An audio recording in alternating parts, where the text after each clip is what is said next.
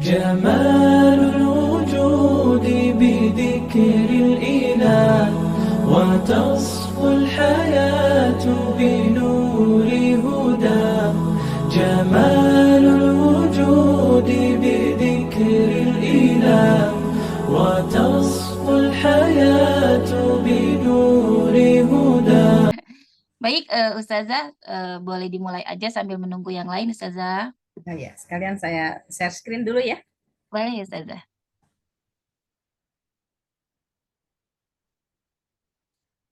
Sebentar.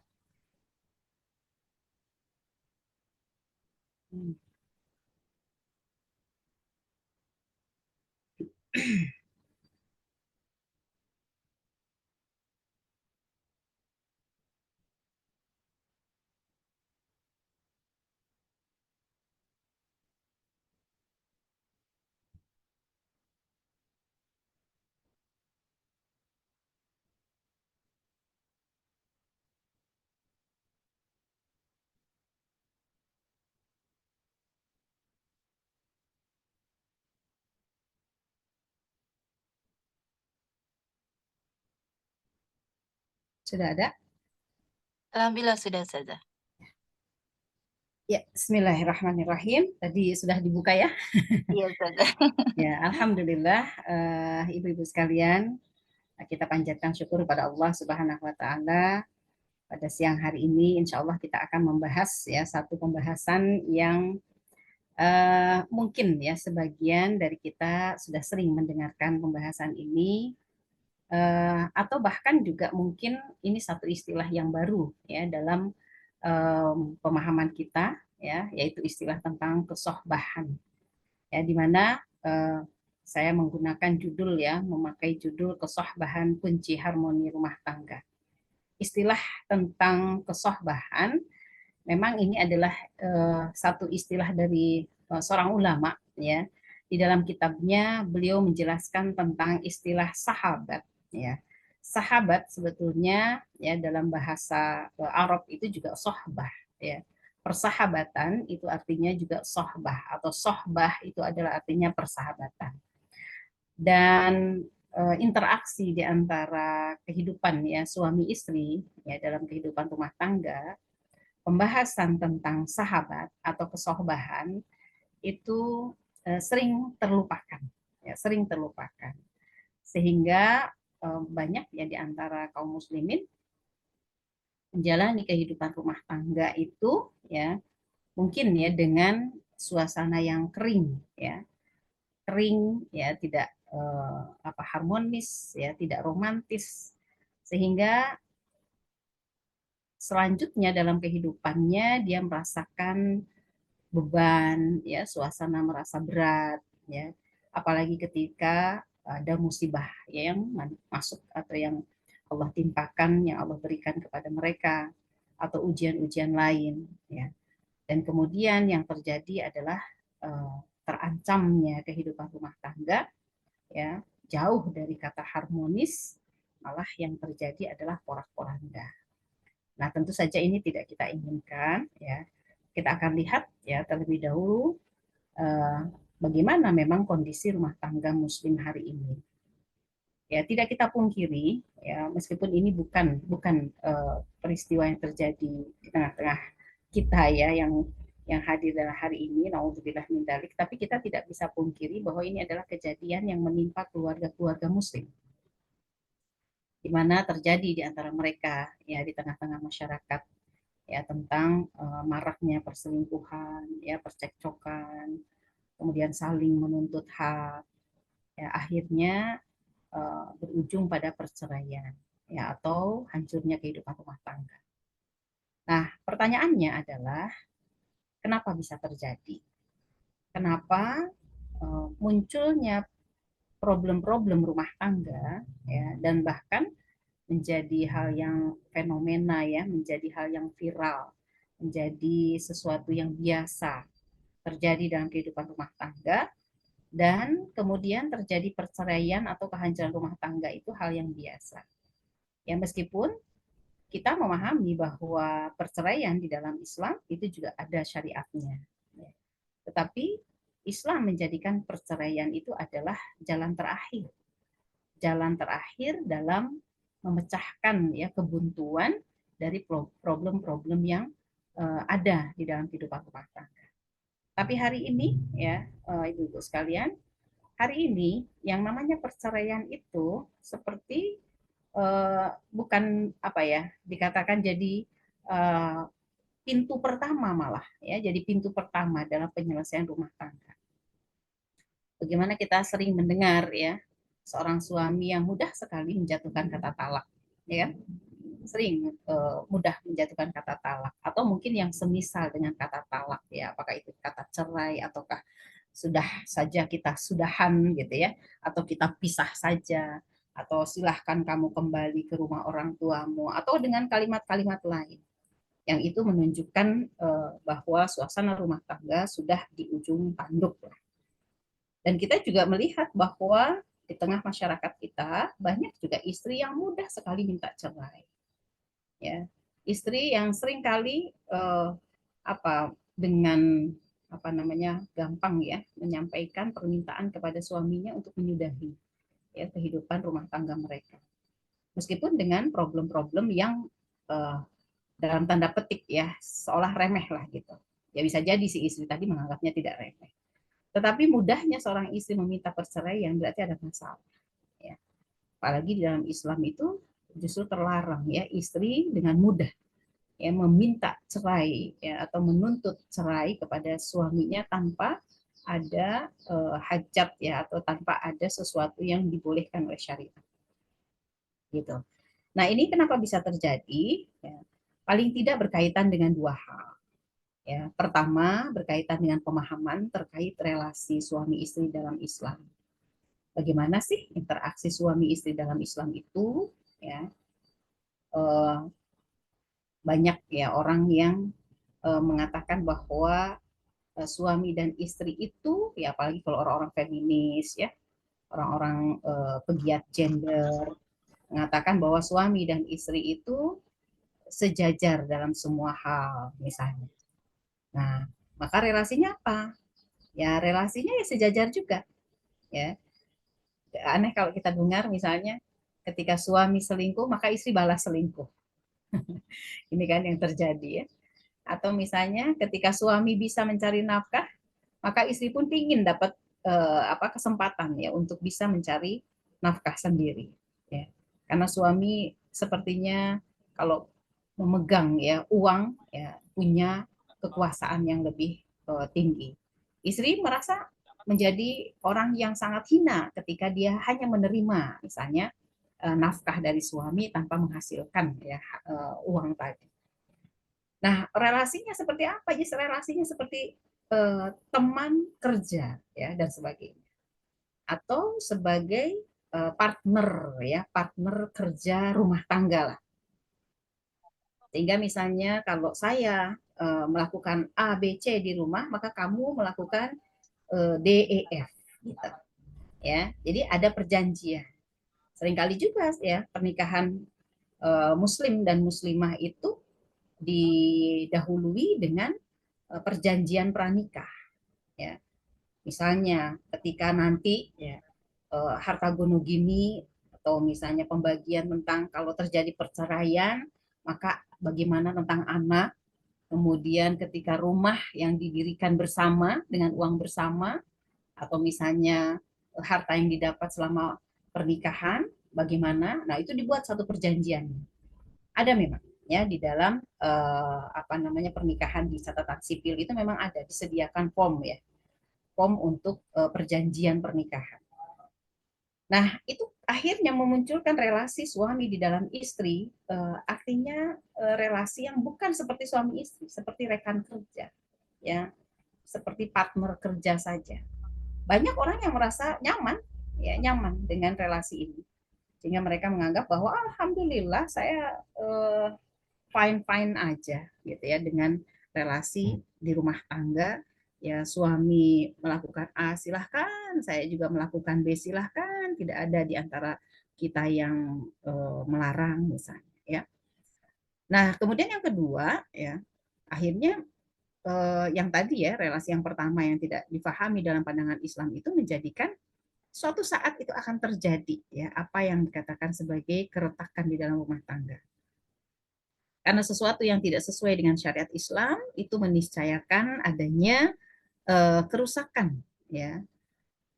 Haitsu ma yakunu syar'u takunu maslahah. Di mana saja di sana ada syariat, artinya ketaatan terhadap syariat, maka di sana ada maslahat. Maka kalau diambil ya pemahaman sebaliknya, ketika suami dan istri ya dalam hal ini dalam kehidupan rumah tangga ini tidak mentaati syariat, maka pasti kita kena mafsadat. Ya, bukan lagi maslahat tapi mafsadat. Mafsadat itu adalah sebuah kerugian-kerugian ya atau problem-problem ya atau kerusakan-kerusakan ya dalam hubungan interaksi suami istri. Nah, apalagi yang kedua? Yang kedua, ya kenapa bisa terjadi ya kehidupan rumah tangga tadi? Karena terkait dengan pemahaman ya suami istri terhadap kewajiban dan hak masing-masing. Tentu saja kalau bicara tentang kewajiban dan hak masing-masing, maka penjelasannya adalah kewajiban dan hak suami istri menurut pandangan Islam. Nah, kewajiban dan hak inilah ya yang kemudian banyak dijelaskan di dalam kitab-kitab para ulama ya hak kewajiban suami, hak dan kewajiban istri. Nah, ketidakpahaman terhadap ini menjadikan munculnya perselisihan ya atau ketika terjadi perselisihan dalam kehidupan rumah tangga biasanya akan menimbulkan kebuntuan ketika mencari solusi karena tidak paham ya. Jadi ketidakpahaman terhadap masalah ya syariat, kewajiban dan hak dari suami dan istri ketika sampai pada ditemuinya satu masalah biasanya buntu menyelesaikannya. Karena tidak paham maka suami mengatakan solusinya A, tapi kemudian istri tidak sepakat solusinya B. Ini buntu. Kalau sudah buntu biasanya terjadi percekcokan. Ya, kalau sudah percekcokan biasanya perceraian. Ya. Nah, inilah yang terjadi kemudian ya dalam kehidupan kaum muslimin. Ya, tentu kita tidak menginginkan ini ya terjadi. Nah, sebetulnya relasi suami dan istri itu seperti apa di dalam Islam? Ya, jadi dalam satu kitab An-Nizamul Istima'i fil Islam, ya ini adalah karya ulama besar Syekh Taqiyuddin An-Nabhani. Dijelaskan di dalam kitab itu adalah bahwa istri bukan mitra kerja suami. Ya, istri bukan mitra kerja suami karena apa namanya tuh istilah mitra ya, istilah mitra kerja itu mafhumnya ya pemahamannya itu kepada apa ya sebuah hubungan kerja seperti di perusahaan gitu ya atau dalam di kantor-kantor itu mitra seperti yang tadi disampaikan ya di dalam kehidupan kaum muslimin ada yang seperti itu memang betul maka dikatakan ya oleh beliau istri itu bukanlah mitra kerja suami ya sehingga nanti pekerjaannya sudah ditetapkan 1 2 3 4 5 10 ya. Kemudian suami pun demikian karena sama-sama mitra maka kalau istri kerjanya 10 item maka suami pun ada 10 item. Kalau istri ternyata jadi 15 item kemudian istri marah kalau suaminya baru 10 item ya. Ini kan kerja ya. Sehingga ini kok kita nggak bermitra dong gitu. Aku kerjaannya 15 nih dalam sehari nih, 15 pekerjaan. Kok kamu enak banget ya, cuma 5 misalnya. Ada nggak yang seperti itu ya? Seringkali muncul ya. Perasaan kita kalau kerja di rumah ya 24 jam itu kan dari kerjanya istri dari terbit matahari sampai terbenam mata suami kan gitu istilahnya kan. Lah itu nggak beres-beres ya pekerjaan berbagai macam ya 1001 lah pekerjaan. Kemudian, loh kalau tugas suami apa? Nah dia cuma nyari nafkah. Nah gitu ya, kan kita bilangnya cuma ya. Cuma nyari nafkah. Dia pergi pagi, pulang sore, enak lagi dia kerja di luar. Nah itu. Jadi memang banyak yang menganggap bahwa itu seperti mitra. Makanya hitung-hitungan dengan jumlah kerja. Padahal bukan.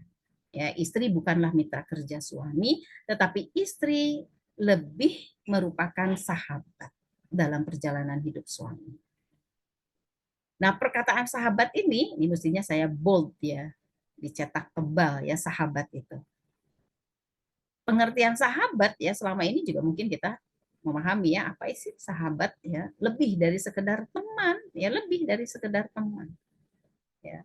Sahabat itu ya tempat curhat ya, dia menghibur di kala sedih, dia menemani di kala sendiri, kan begitulah ya kalau sahabat itu.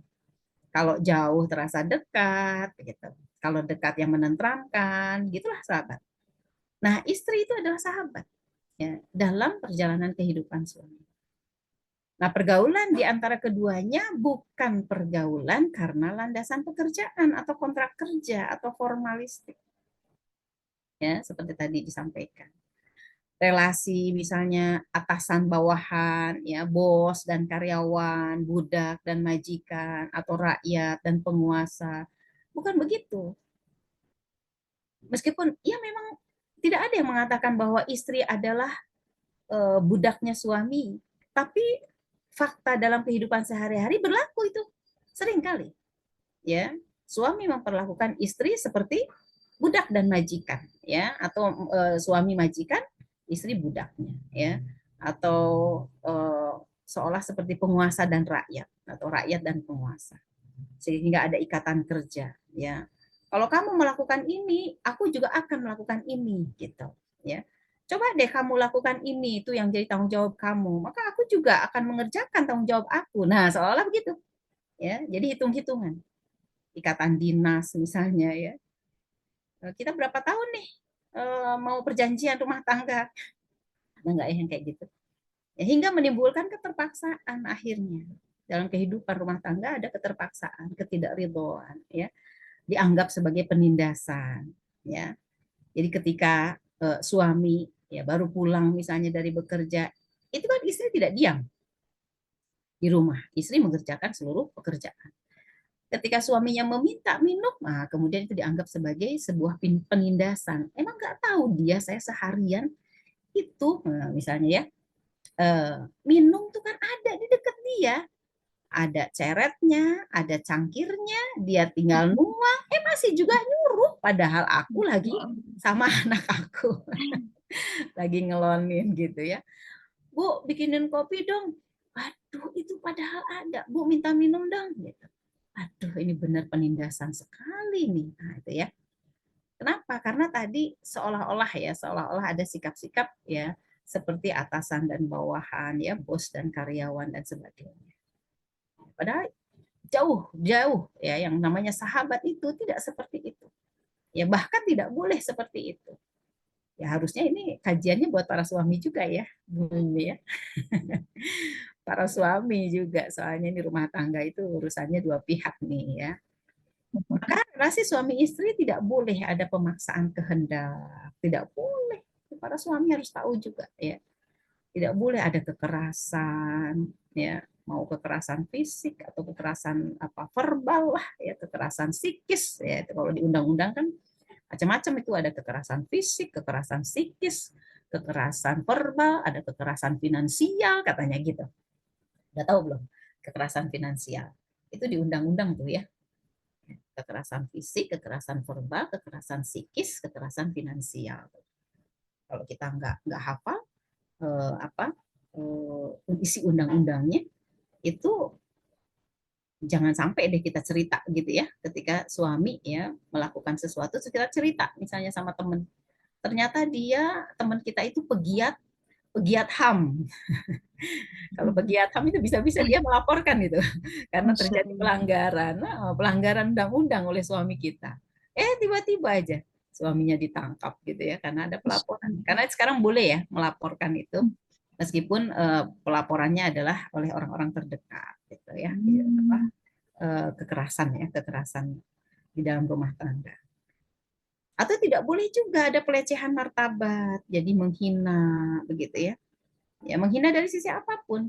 Ya, kemarin peristiwa pernikahan ya, seseorang yang menganggap bahwa istrinya itu dari keturunan misalnya ya, keturunan yang apa ya, kalau kita katakan ya miskin gitulah ya.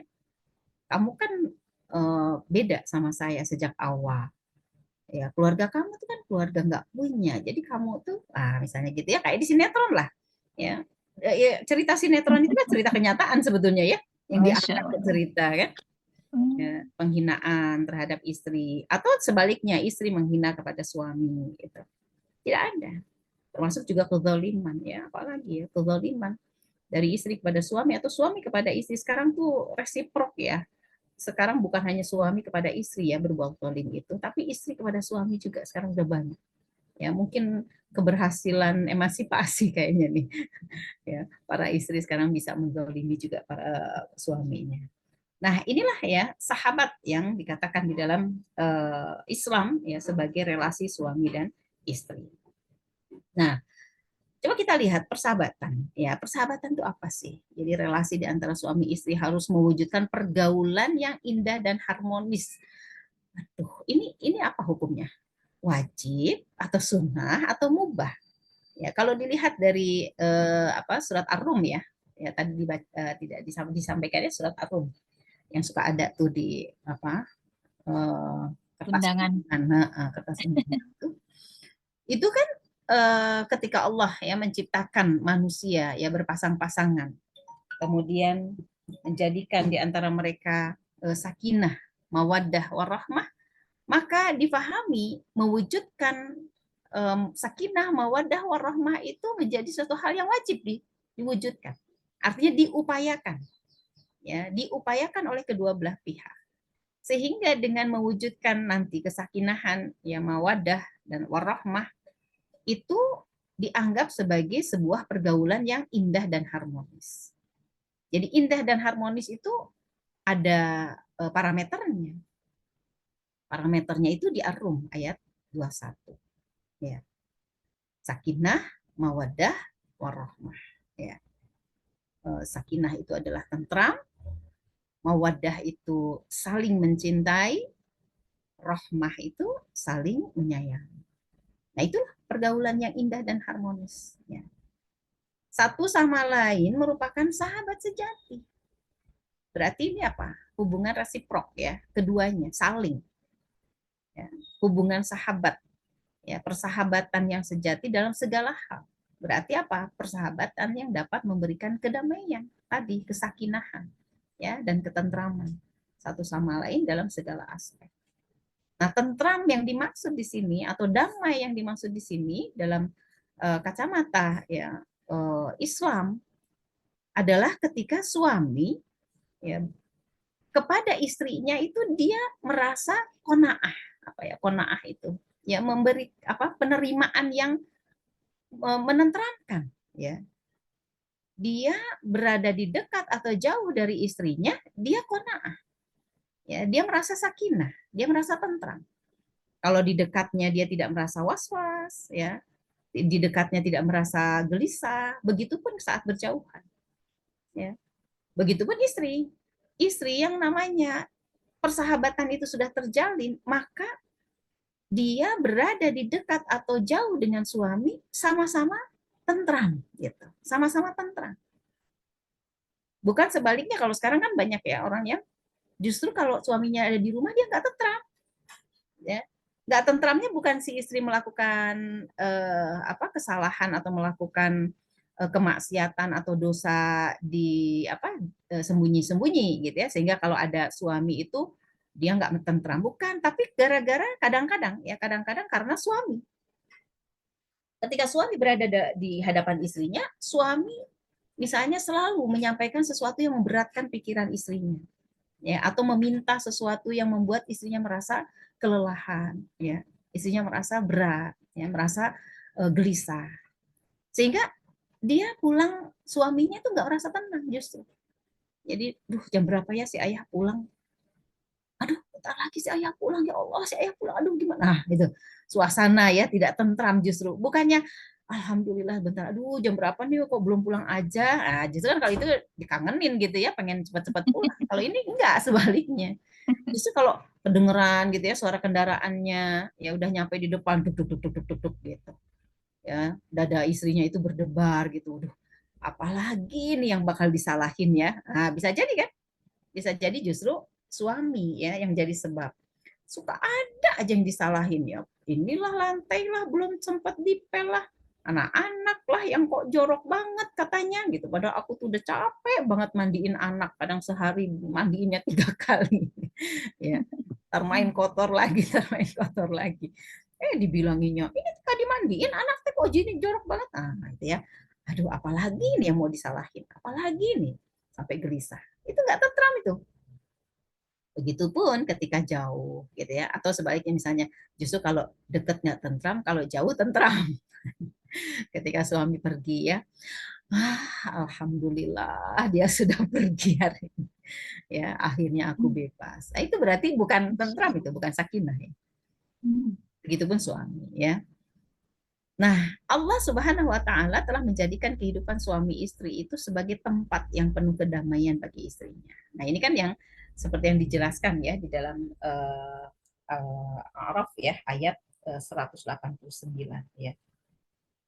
Dialah yang telah menciptakan kamu dari jiwa yang satu dan daripadanya kemudian dia menciptakan pasangannya, nah liyaskunu ilaiha, agar dia merasa tenang. Liyaskunu itu sakana sakinah, agar merasa tenang ya, atau merasa tentram ya, atau merasa senang, sama ya, maknanya ke arah sana. Artinya Allah itu sudah menetapkan sejak awal adanya istri bagi suami, dan sebagian para ulama juga menjelaskan itu sebaliknya, adanya suami bagi seorang istri adalah tempat ketenangan ya, atau suasana yang akan terwujud itu harusnya adalah ketentraman. Ini kan sudah dari awal ya, Allah menciptakannya demikian. Jadi ketentraman inilah yang menjadi hal yang penting nanti di dalam relasi ya, hubungan suami istri ketika mereka bersahabat. Nah, sakinah atau tadi ketentraman itu adalah buah manis dari persahabatan. Sehingga kalau kita ingin ya mencapai kesakinahan seperti yang di surat Ar-Rum ayat 21 ya, maka persahabatan dulu yang harus diwujudkan. Baru kesakinahan akan didapatkan. Karena sakinah itu sebetulnya kan hasil ya, betul ya? Hasil ya, sakinah, kemudian saling mencintai, saling menyayangi itu kan hasil. Hasil dari interaksi. Nah, hasil itu dimotivasi di dalam Quran surat Ar-Rum ya, agar ya diwujudkan dalam proses. Ya, diwujudkan dalam proses, dalam satu upaya tertentu. Nah, upayanya berupa apa? Berupa relasi persahabatan. Gitu, ya. Hubungan persahabatan antara suami dan istri itu hubungannya adalah persahabatan. Nah, barulah dari persahabatan itu nanti akan muncul buah manis ya, yaitu kesakinahan. Maka kalau kita tanya ya kepada ya mungkin kepada rumah tangga yang mungkin diliputi ya dengan kekisruhan, ya rumah tangga yang penuh dengan pertengkaran, maka pertanyaan kita itu cukup satu aja, mereka tuh bersahabat enggak ya? Nah, gitu. Mereka tuh bersahabat tidak ya? Ih, sahabat itu dulu waktu SMA, oh beda lah ya setelah menikah gitu ya. Setelah menikah persahabatan itu nggak ada, itu insya Allah ya dijamin sakinahnya itu nggak ada. Ya, jadi pertanyaannya itu termasuk juga kepada kita, rumah tangga kita. Kalau kita sebagai istri masih ya belum terwujud kesakinahan ya, karena nanti dari kesakinahan itu rasa cinta akan semakin besar.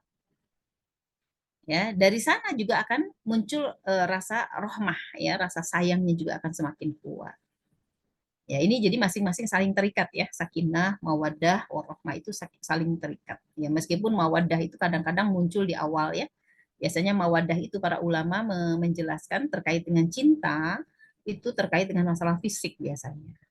Ya, karena ke fisik. Ya, kecintaan itu.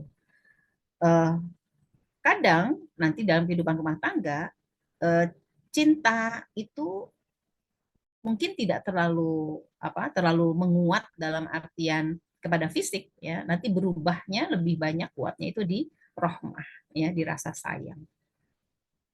Nah, ketiganya ini saling berkaitan, ya, sakinah, mawaddah, rahmah itu berkaitan.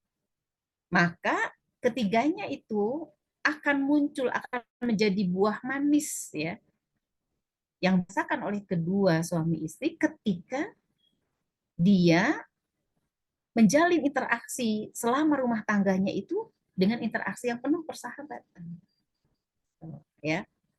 Nah, di sini dijelaskan ya makna sakan. Ya, sakan itu eh, sakinah itu adalah itmi'nan. Itmi'nan itu ketentraman atau kedamaian.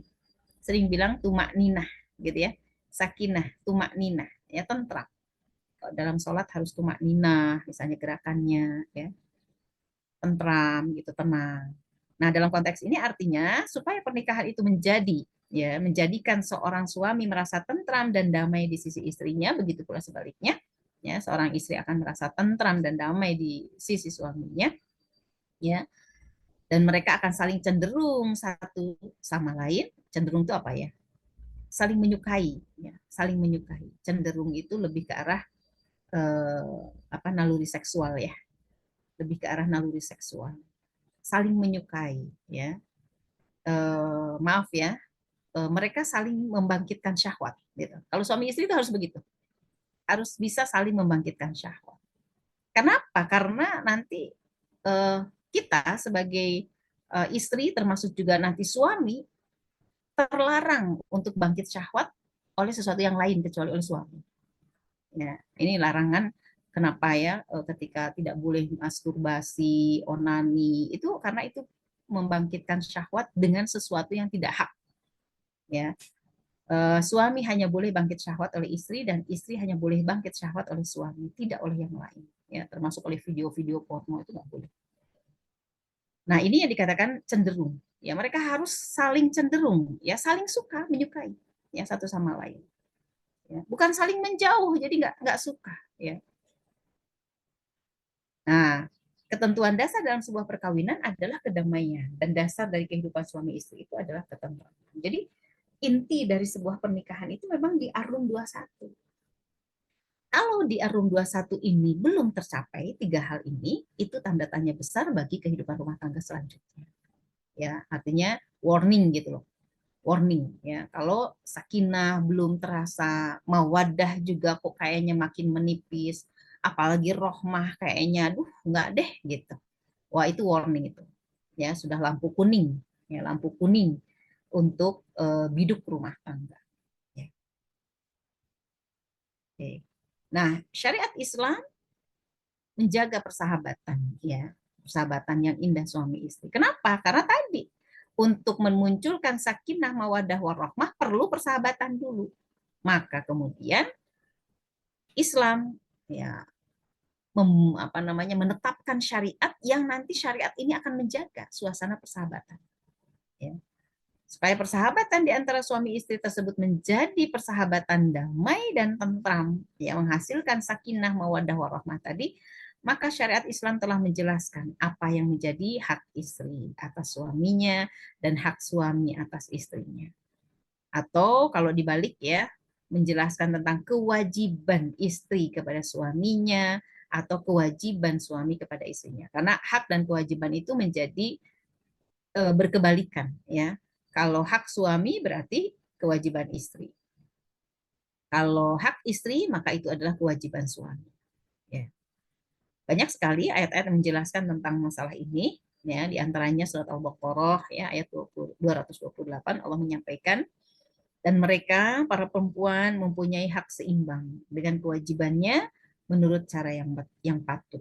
Tetapi para suami mempunyai kelebihan di atas mereka. Maksudnya Allah lebihkan. Ya, Allah Maha Perkasa lagi Maha Bijaksana. Nah, ayat ini sebetulnya menetapkan tentang keqawaman nanti, ya, ditambah dengan ar-rijalu qawwamuna 'alan nisa. Ya, Allah menjadikan kaum laki-laki itu qawwam, ya, pemimpin bagi para istri atau kaum perempuan.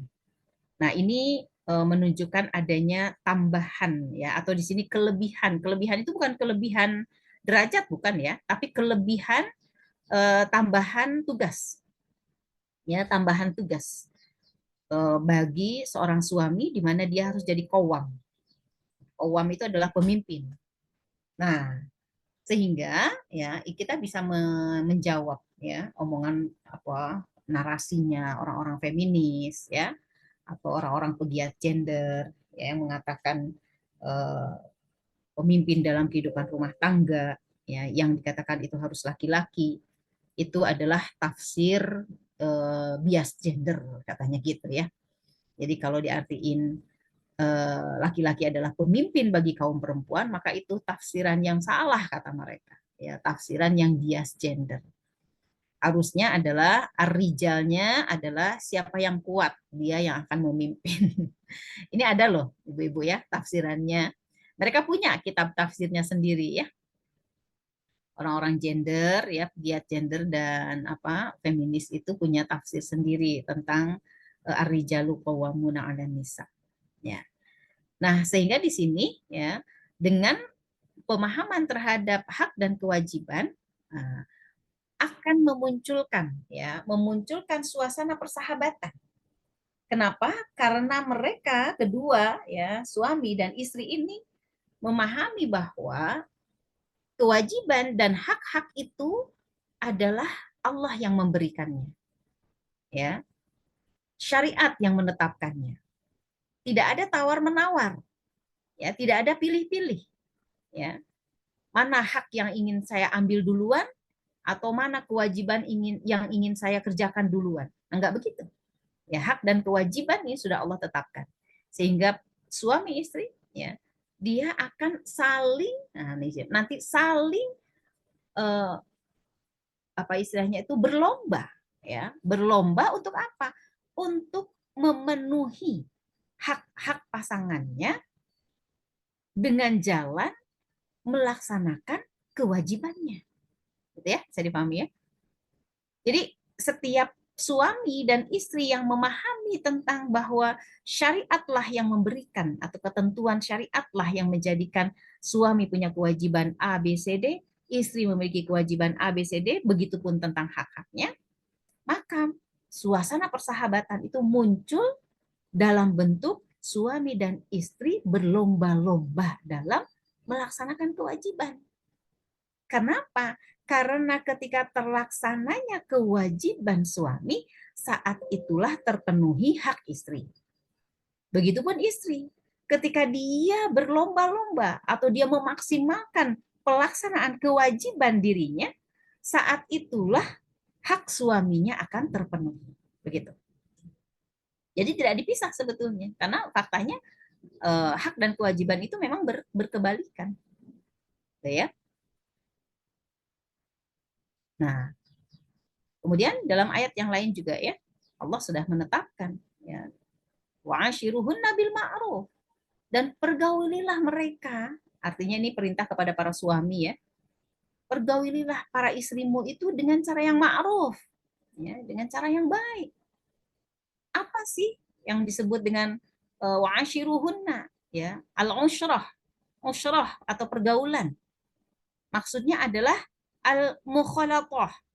Al-mukhalatah wal mumazajah. Nah, ini bahasanya Syekh Taqiyuddin dengan mengistilahkan al-mukhalatah wal mumazajah.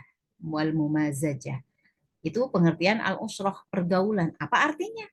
Ya. Yang disebut dengan al-mukhalatah wal mumazajah itu artinya berinteraksi, bercampur dengan penuh keakraban dan kedekatan. Nah, itu sampai begitu. Ya, para ulama itu sampai detil ya kalau mengistilahkan persahabatan itu. Jadi pergaulannya itu harus benar-benar penuh keakraban, interaksinya penuh dengan kedekatan.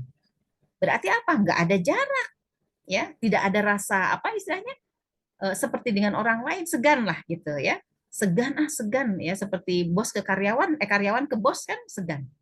Ya. Justru katanya kalau istri segan sama suami berarti istri yang sopan. Ya kita akan lihat dulu karena sopan santun berbeda lagi ya dengan tidak akrab.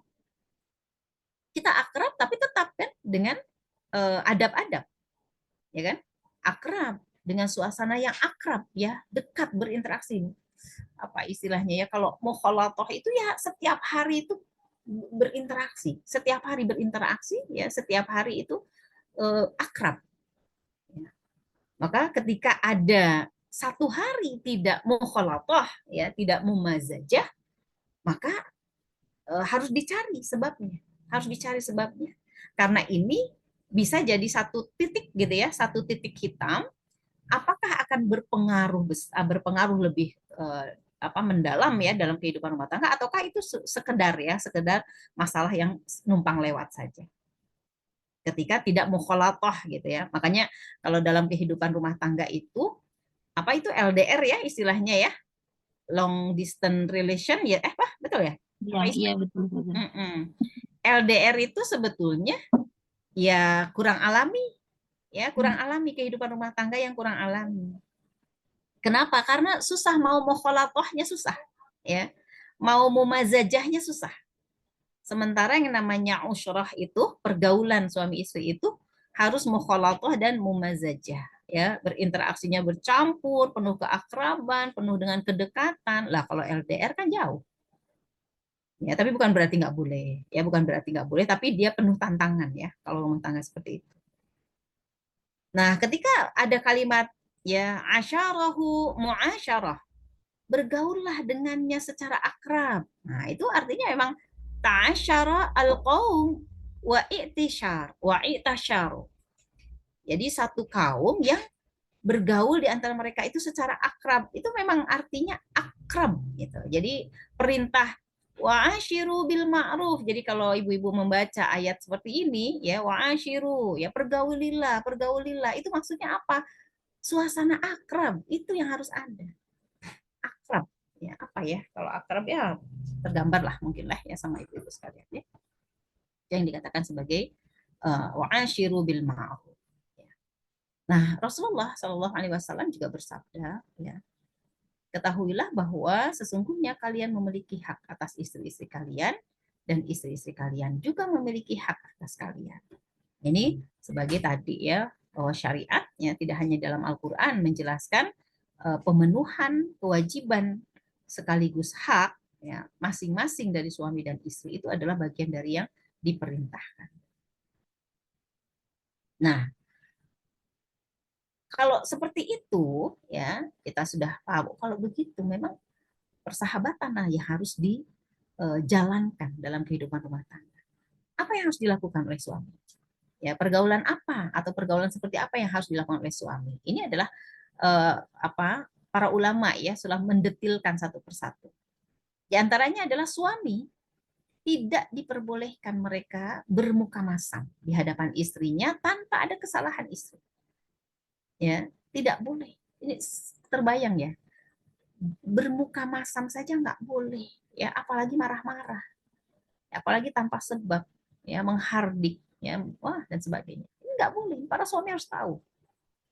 Mereka tidak boleh menampakkan wajah yang tidak enak dipandang gitu. Kalau sahabat tuh nggak begitu. Bagaimana istri akan mendekat ya kalau suami bermuka masam?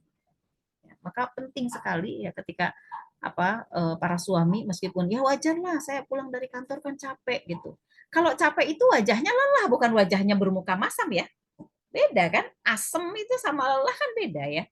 Kalau asem asem itu kan kecut ya. Nggak enak gitu dilihatnya. Tapi kalau lelah itu kan bikin kita kasihan, bener nggak? Ya Iya. kalau suami kan wajahnya lelah gitu. Ya, jadi kitanya pengen ngasih minum kan gitu ya. Tapi kalau suami wajahnya asem ya, wajahnya kecut. Kita pengen ngasih apa kira-kira?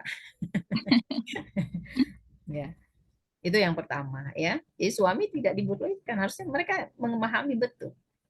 Ya. Asam bermuka asam, masam itu beda dengan Allah. Ya. Kemudian suami senantiasa berlemah lembut dalam bertutur kata.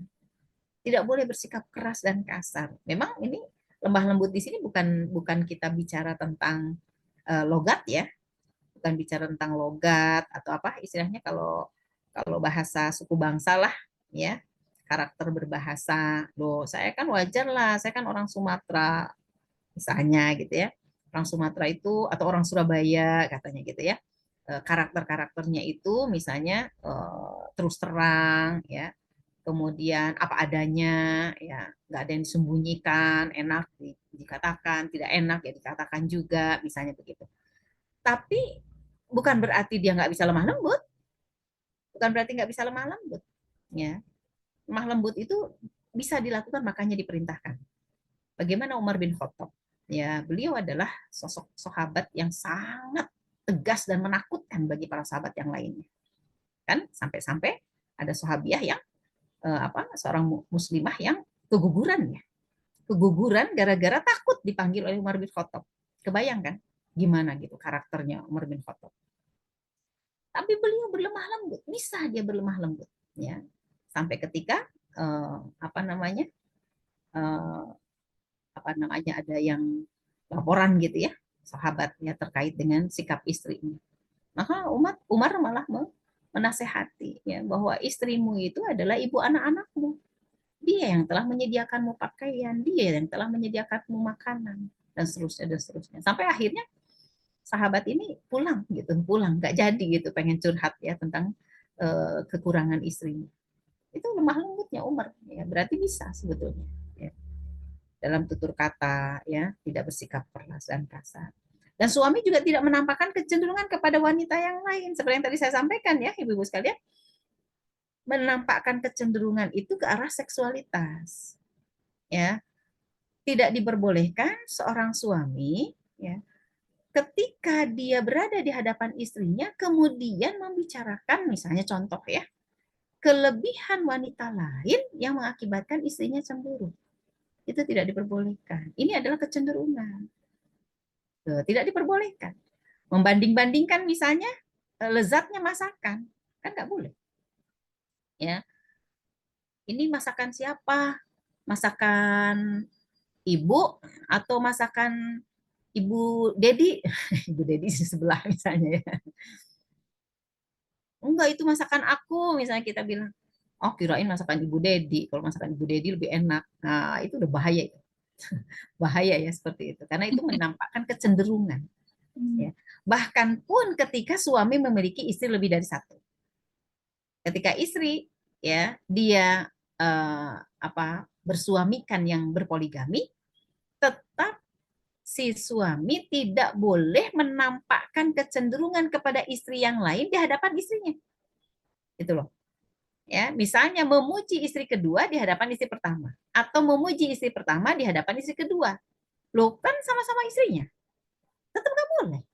Kenapa? Karena ini masuk kategori yang menampakkan kecenderungan. Ya.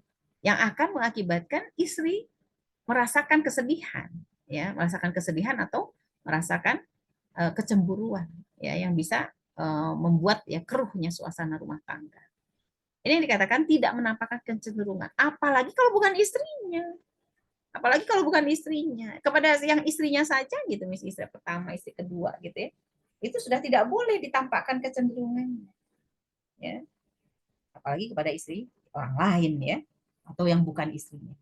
Rasulullah Shallallahu alaihi wasallam telah berpesan kepada kaum pria tentang urusan kaum wanita. Ya, di sini hadis ya.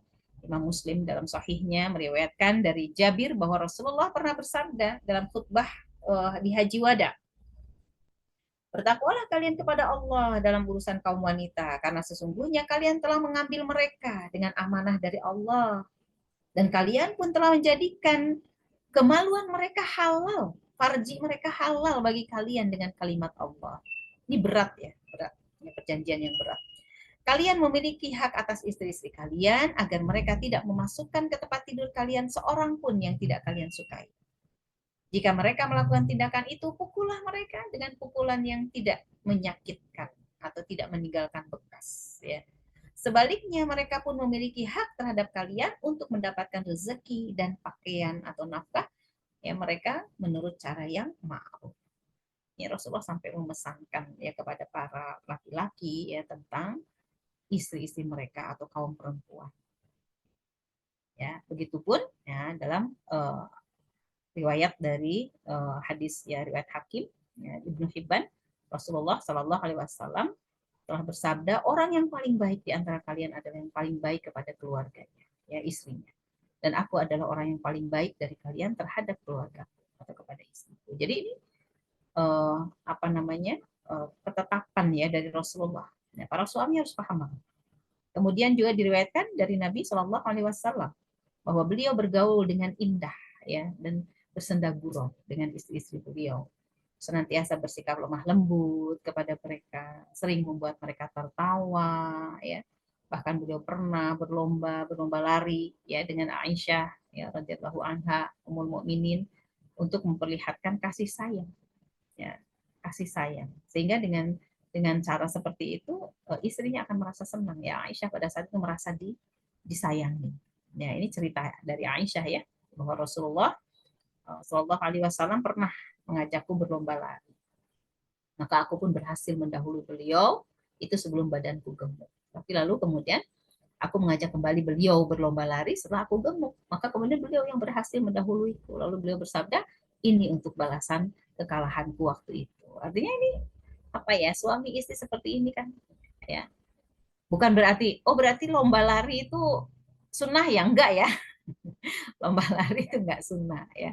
Artinya Rasulullah itu memperlakukan ya istrinya itu dengan lemah lembut ya, bersenda gurau, membuat mereka tertawa dan selanjutnya itu ya banyak sekali ya contoh-contoh ini kalau kita dengar ya atau bahkan kita membaca ya kehidupan rumah tangga Rasulullah itu memang karena beliau adalah uswah ya bagi kita, banyak hal-hal yang secara apa namanya detail sekali kehidupan rumah tangga Rasulullah itu juga ternyata diceritakan ya. Para ulama itu banyak ya terkait dengan misalnya contoh ketika Zainab ya dengan Aisyah berselisih ya terkait tentang sesuatu. Nah, di antara mereka itu kemudian melakukan apa, mereka bertengkar di hadapan Rasulullah. Nah, Rasulullah itu mendamaikan mereka itu dengan apa? Dengan misalnya eh, apa? Membela salah satu di antara mereka dikarenakan yang satu terlalu agresif. Ya, ini antara dua istri ya, yang sama-sama ummahatul mukminin ya. Beliau adalah mereka ini adalah istri-istri Rasul ya. Artinya terjadi ya di antara mereka mungkin ya ada clash dan sebagainya, tapi Rasulullah mampu ya untuk menjadikan kehidupan mereka tetap dalam koridor ya persahabatan. Nah, Rasulullah Shallallahu Alaihi Wasallam setelah usai menunaikan sholat Isya, biasanya apa? Rasulullah masuk ya ke rumah beliau, kemudian bersenda gurau dengan beberapa istri-istrinya, kadang dikunjungi satu persatu ya, sebelum beliau kemudian menginap di istri yang mendapatkan giliran. Tapi setiap hari dikunjungi istri-istrinya itu, ya, yang dipoligami itu ada 9, ya. Tapi Rasulullah menikahi 11 ya istri. Nah, bersenda gurau menghibur mereka sampai kemudian beliau pulang ya ke rumah istri yang tempat beliau bergilir yang mendapat giliran. Nah, Imam Ibnu Majah juga meriwayatkan bahwa Nabi Shallallahu Alaihi Wasallam pernah bersabda, orang yang paling baik di antara kalian adalah yang paling baik perlakuannya kepada istri-istrinya. Ya, jadi ibu-ibu sekalian, apa yang telah dicontohkan Rasulullah ini menunjukkan bahwa para suami harus mempergauli istri-istri mereka dengan baik. Ya, pada hari ini kan tidak ada ya peserta bapak-bapak, nggak ada ya. Tapi kita bisa menyampaikan ini ya kepada suami. Bukan dalam rangka ini ya, kita ingin mendapatkan ya hak, bukan seperti itu. Tapi dalam rangka menyampaikan ilmu. Nah, kita akan lihat bagaimana sekarang yang harus dilakukan oleh istri. Ya, apa pergaulan yang harus dilakukan oleh istri? Allah Subhanahu wa taala memerintahkan kepada istri agar taat kepada suaminya, ya. Rasulullah Shallallahu Alaihi Wasallam pernah bersabda, jika seorang istri tidur malam meninggalkan tempat tidur suaminya, ini dalam tanda petik ya, berarti dia ada suatu problem ya dalam interaksi ya bersama suaminya, atau dalam hadis yang lain menolak ya diajak oleh suaminya ke tempat tidur ya, maka para malaikat akan melaknat dia sampai dia kembali, atau kalau hadis yang lain sampai fajar ya. Nauzubillah min dzalik.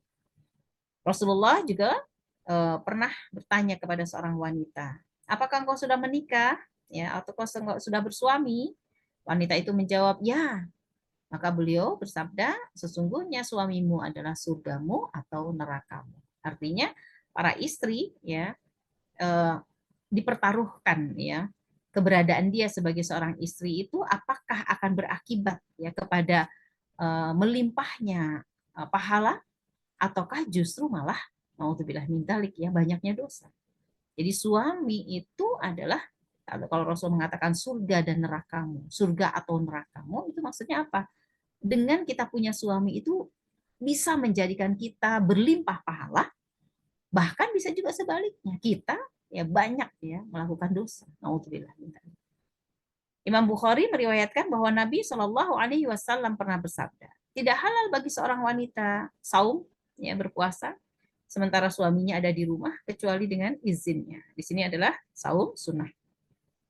Tidak halal pula baginya memberikan izin masuk kepada orang lain di rumahnya, ya di rumah suaminya kecuali dengan izin suaminya. Dan harta apa saja yang dibelanjakannya tanpa seizin suaminya, maka separuh pahalanya dikembalikan kepada suaminya. Ya, di dalam hal amanah ya terhadap harta suami. Ini apa istri ya, apa persahabatan istri itu ada di ketaatan kepada suami, sama ma'asyirah bil ma'ruf ya, persahabatan, kemudian juga ada pada keamanahan, amanah dia dalam membelanjakan harta suaminya atau menjaga harta suaminya. Ya. Nah, dalam pelaksanaan berbagai pekerjaan rumah tangga sama ya, seorang istri wajib melayani suaminya seperti memasak, membersihkan rumah, menyediakan minuman jika suami meminta minum, menyiapkan makanan untuk dimakan ya, serta melayani suaminya dalam seluruh perkara yang sudah semestinya ia lakukan di dalam rumah. Ini banyak yang berseliweran ini postingan ya di Facebook bahwa istri itu tidak wajib mengerjakan pekerjaan rumah tangga. Yang wajib adalah suami, katanya begitu. Ya kan? Banyak nih berseliweran tuh, ya. Maka saya nggak sependapat ya dengan yang seperti itu. Kenapa? Karena Rasulullah sendiri ya ketika menikahkan Fatimah ya, putri beliau ya dengan Ali bin Abi Thalib, di awal pernikahan itu mereka sudah diwanti-wanti bahwa tugas Ali adalah mengerjakan pekerjaan di luar rumah ya, mendatangkan sesuatu yang dibutuhkan rumah dari luar rumah. Sementara pekerjaannya Fatimah adalah mengerjakan semua yang ada di dalam rumah gitu. Ya sudah dibagi-bagi memang demikian. Sehingga apa yang ada di dalam rumah, misalnya membersihkan rumah, ya, memasak, menyediakan makanan, minuman, maka itu adalah tanggung jawab istri. Tanggung jawab istri. Sehingga di sini istri wajib ya, wajib memanage ya semua hal ya dalam urusan rumah tangga di dalam rumahnya ya. Yang itu dibutuhkan oleh anggota keluarga. Ya, kehidupan rumah tangga ya, rumah yang nyaman ya dan sebagainya. Sebaliknya suami wajib menyediakan apa saja yang dibutuhkan oleh istrinya yang berasal dari luar rumah. Gitu ya. Jadi istri itu tinggal minta kepada suami apa yang tidak ada dalam rumah dan dibutuhkan. Kemudian suami akan mendatangkannya seperti penyediaan air ya. Dan apa sajalah ya. Misalnya sesuatu yang harus dibeli, sesuatu yang harus didatangkan dari luar gitu ya. Bahkan sampai dikatakan di sini keperluan untuk memotong kuku. Wah, ini Syekh Taqiyuddin sangat detail banget ya. Keperluan istri untuk berdandan ya. Apa itu? Riasan ya, wajah dan sebagainya lah. Itu kewajiban suami mendatangkannya dari luar rumah. Gitu, ya. Sementara istri yang tadi ya di dalam rumah. Nah, bukan berarti istri mengerjakan semuanya di dalam rumah, itu bukan berarti begitu. Ya, nanti ada kebolehan bagi istri untuk meminta tolong, ya.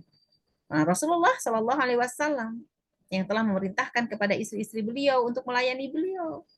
Misalnya beliau pernah berkata, ya Aisyah, tolong ambilkan aku minum. Ya Aisyah, tolong ambilkan aku makan. Ya Aisyah, tolong ambilkan aku pisau dan asahlah dengan batu. Itu Rasulullah itu ya meminta kepada istri-istri beliau. Fatimah, nah ini juga pernah ya setelah berumah tangga ya, dalam proses rumah tangga dengan Ali bin Abi Thalib, Fatimah pernah datang kepada Rasulullah Shallallahu Alaihi Wasallam mengadukan apa yang diderita tangannya karena menggiling gandum. dan meminta kepada beliau seorang pembantu yang dapat meringankan pekerjaannya. Boleh nggak ada pembantu? Boleh. Boleh ada pembantu itu boleh, ya. Nah, tapi pada saat itu ketika Fatimah ya meminta kepada Rasulullah itu, Rasulullah tidak memberikan, ya, tidak memberikan. Ya itu mungkin sebagai contoh ya, sebagai contoh tentang kesabaran seorang istri ya melaksanakan tugas-tugas rumah tangganya. Jika masih mampu dia kerjakan sendiri, maka kerjakanlah oleh dirinya, oleh tangannya, karena pahala yang berlimpah akan dia dapatkan. Tetapi ketika semua yang dijadikan apa namanya pekerjaan ya istri itu ternyata terlalu melelahkan bagi istri, maka boleh ya istri tadi meminta bantuan. Jadi bukan berarti tidak boleh ya meminta bantuan atau adanya khadimat ya atau pembantu ya. Semua itu menunjukkan bahwa melayani suami di rumah sekaligus mengurus rumah merupakan kewajiban ya di antara berbagai kewajiban istri ya yang harus dilakukan. Jadi pelaksanaannya itu sesuai kemampuan. Ya, pelaksanaannya sesuai kemampuan, tapi tanggung jawabnya adalah kewajiban. Bisa dibedakan ya Ibu-ibu ya. Pelaksanaannya adalah sesuai kemampuan, tapi tanggung jawabnya adalah kewajiban ya si istri. Jadi apapun yang ada di dalam rumah, maka itu tanggung jawab istri. Makanya dikatakan seorang istri itu menjadi robatul bait. Robatul bait itu adalah pengatur rumah tangga, ya, manajemen, ya, wilayah kerjanya, job desk-nya itu manajemen, ya, memanage pekerjaan yang ada di dalam rumah. Apakah dia yang melaksanakannya dengan tangannya, ataukah dia meminta bantuan kepada pihak lain, itu tidak menjadi soal, gitu ya. Kalau dia kelelahan, maka boleh dia meminta bantuan. Atau kalau memang suaminya meminta dia, udah Bu, Ibu nggak usah nyuci, Ibu nggak usah nyetrika, masukkan ke laundry, nah, misalnya begitu boleh, boleh ya, asalkan suaminya siap untuk membiayainya. Atau Bu, Ibu butuh pembantu berapa orang? Anak kita 5 Bu, butuh pembantunya berapa? Mau 7? Misalnya istrinya ya, karena satu bagian mijet kalau capek ya. Ya kalau suaminya memberikan seperti itu ya boleh. Ya, hanya saja ini menurut saya ya. Hanya saja jadi sedikit pahala gitu loh. Sedikit pahala istri ya kalau dikasih banyak pembantu itu sama suaminya ya, kasih khodimat banyak gitu ya. Ada yang ngasuh anak ya, ada yang masak, ada yang ngurus tanaman, apalagi ada yang antar jemput, apalagi banyak lah ya. Artinya masing-masing satu gitu pekerjaannya. Akhirnya istri nggak kebagian kerja langsung gitu kan ya, dia cuma nunjuk-nunjuk ya. Dalam hal memanage, kalau dia pekerjaan memanagenya dia lakukan, maka insya Allah dia dapat pahala dengan manajerialnya. Tetapi pekerjaan-pekerjaan yang banyak itu dan setiap pekerjaan itu akan ada pahala yang berlimpah buat dirinya, dia nggak kebagian gitu ya. Jangan dikira kan kalau nyetrika nyuci baju ya, itu satu baju itu pahalanya apa, kalau nyuci sekeranjang, nyuci seember berarti pahalanya satu gitu. Enggak lah, ya enggak lah. Mungkin Allah menghitungnya apa? Dalam setiap baju, ya. Kalau nyetrika misalnya apa satu keranjang ya setrikaan pahalanya satu, enggak lah. Boleh jadi itu dihitungnya per pakaian itu. Atau bukan hanya per pakaian, dalam setiap gosokan. Masya Allah kan, coba kalau setiap gosokan itu ada pahala. Terus kemudian misalnya ya kita mampu, tapi kemudian kita minta kerjakan sama orang lain, ya dengan pertimbangan hanya sekedar malas misalnya ya, malas lah gitu. Nah, maka pahala yang banyak itu kita lewat ya, meskipun tidak dosa ya, tidak dosa. Tapi pahala yang banyak itu jadi lewat. Nah, di sini tadi ya, istri berhak ya meminta bantuan kepada suaminya ya. Sebaliknya jika pekerjaan ya ternyata sedikit ya dan istri mampu mengerjakannya, maka suami itu nggak wajib ya, nggak wajib menyediakan pembantu ya kalau istrinya itu mampu. Tapi mampunya dalam penilaian uruf ya, uruf dalam pengertian uruf itu kebiasaannya. Pekerjaan seperti itu pekerjaan yang mampu nggak dilakukan oleh seorang istri. Nah kalau mampu maka istri wajib melaksanakan dan suami tidak wajib memberi pembantu, gitu ya. Suami tidak wajib memberi pembantu. Maksudnya kalau tidak wajib itu suami kalau tidak memberi pembantu itu nggak dosa. Ya, kenapa? Karena istrinya masih mampu. Ya, ini sebagaimana yang tadi ya dalam kehidupan rumah tangganya Fatimah ya bersama Ali bin Abi Thalib. Nah, kesimpulannya apa? Ini kesimpulannya. Seorang suami tadi ya wajib mempergauli istrinya dengan cara yang ma'ruf. Sebaliknya juga istri wajib mempergauli suaminya dengan cara yang ma'ruf. Itu ya yang disebut dengan persahabatan. Sehingga kehidupan suami istri akan menjelma menjadi sebuah kehidupan yang penuh kedamaian dan ketentraman. Ya, kenapa? Karena mereka sama-sama memahami yang ma'ruf itu adalah yang sesuai dengan syariat. Ya, menjalankan kewajiban maka berarti memenuhi hak. Hingga kesakinahan akan terwujud, bersahabatnya juga hingga jannah. Nah, itu sudah dijanjikan ya di dalam Quran Az-Zukhruf ya, surat Az-Zukhruf. Ya, ketika seorang suami dan istri ya mereka adalah solih, maka dikabarkan oleh Allah mereka akan dimasukkan bersama-sama ke dalam jannah. Ya, bergenggaman tangan sampai bisa menatap wajah Allah yang Maha Tinggi. Ya. Allahu a'lam bishawab. Billahi fisabilillah. Assalamualaikum warahmatullahi wabarakatuh. Silahkan kalau ada pertanyaan. Waalaikumsalam warahmatullahi wabarakatuh. Jazakumullah khairan Ustazah atas pemaparan materinya mengenai bagaimana kehidupan persahabatan dalam rumah tangga ya. Kalau kebanyakan kita baru kepikiran nih ternyata suami itu melebihi dari seorang teman hidup ya Ustazah. Justru Iya. malah iya, malahan kita menganggap suami itu menjadi seorang yang menjadi seorang sahabat di dalam kehidupan sehari-hari. Baik Umahat, kita telah banyak belajar ya dari pemaparan materi hari ini. Bagi yang ingin bertanya atau mengulas atau mengkonfirmasi dari apa yang materi yang disampaikan oleh Ustazah, dipersilahkan untuk menekan tombol raise hand atau menulisnya di dalam kolom chat.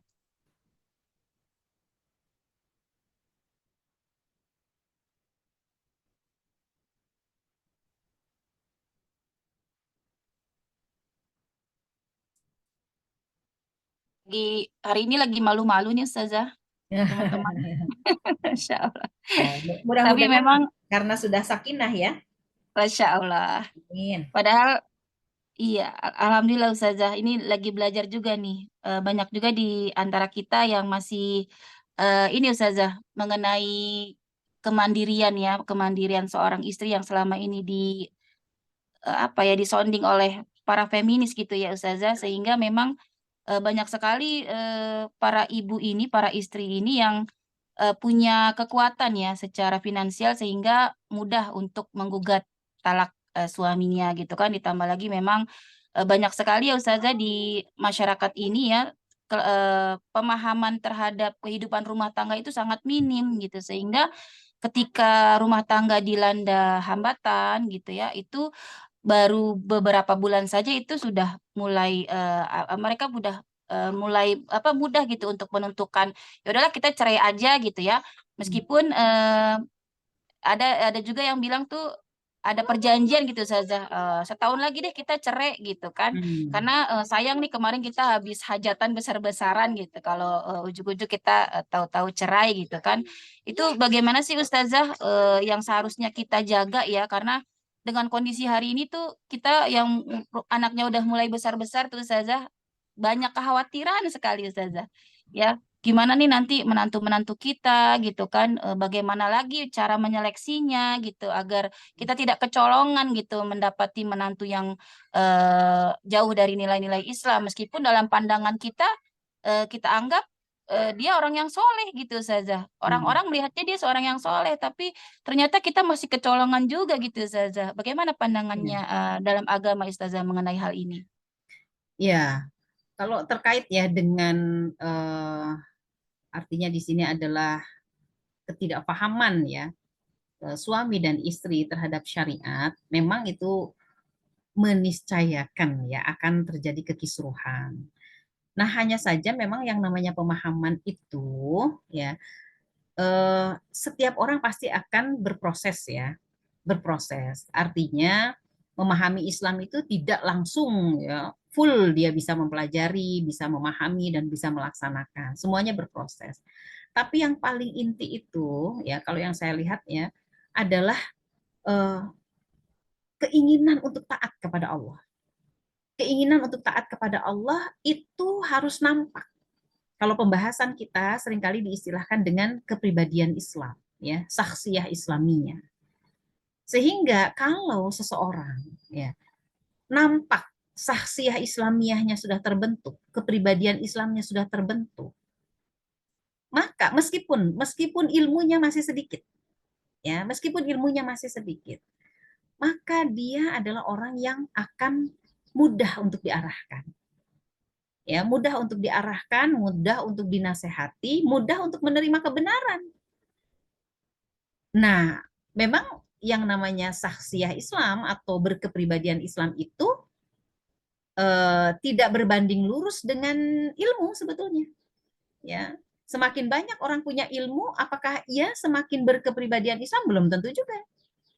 Maka kalau tadi bahasanya Bu Mimi, kita jangan sampai kejebak atau ya, tertipulah gitu ya dengan gambaran seseorang yang mungkin di hadapan seperti orang yang memiliki banyak ilmu, ya, kemudian dia bahkan mungkin ya berceramah ke sana kemari, itu belum membuat kita yakin tentang kepribadian Islam.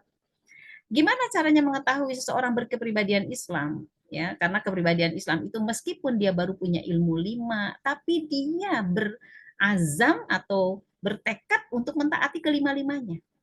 Ya, bukan berarti dia sudah punya ilmu 10, kemudian dia yang baru dilaksanakan 5. Beda. Beda. Bisa tergambar sama Ibu-ibu?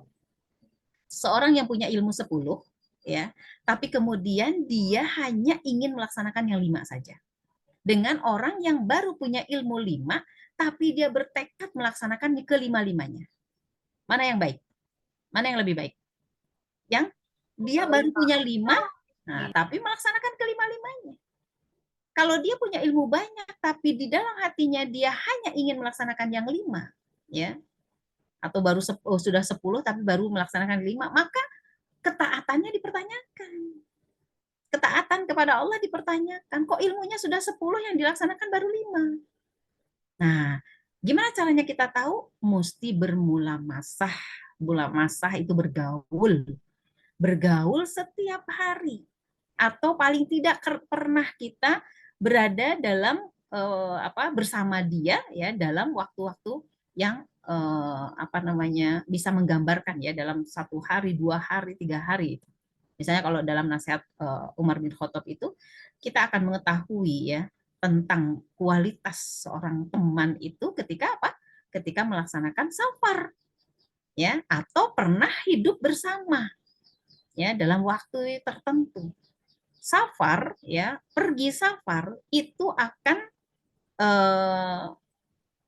menjadikan seseorang itu karakter aslinya keluar. Nah, coba kalau mau ngetes ya, mau ngetes seseorang, pergilah safar dengan orang itu. Safar yang jauh ya, bukan safar yang pendek-pendek atau safar yang dekat ya. Safar yang membutuhkan waktu misalnya 1 hari atau 2 hari. Lihatlah dari pagi sampai malamnya. Ya, dari bangun tidur sampai mau tidurnya lagi. Maka baru kita akan bisa melihat bahwa dia memiliki kepribadian Islam atau tidak. Sehingga kita tidak bisa hanya menggambarkan dari apa yang dia katakan. Banyak ilmunya, dia ceramah kemana, kesana kesini misalnya, atau dia sekolah gelarnya udah panjang di belakang namanya.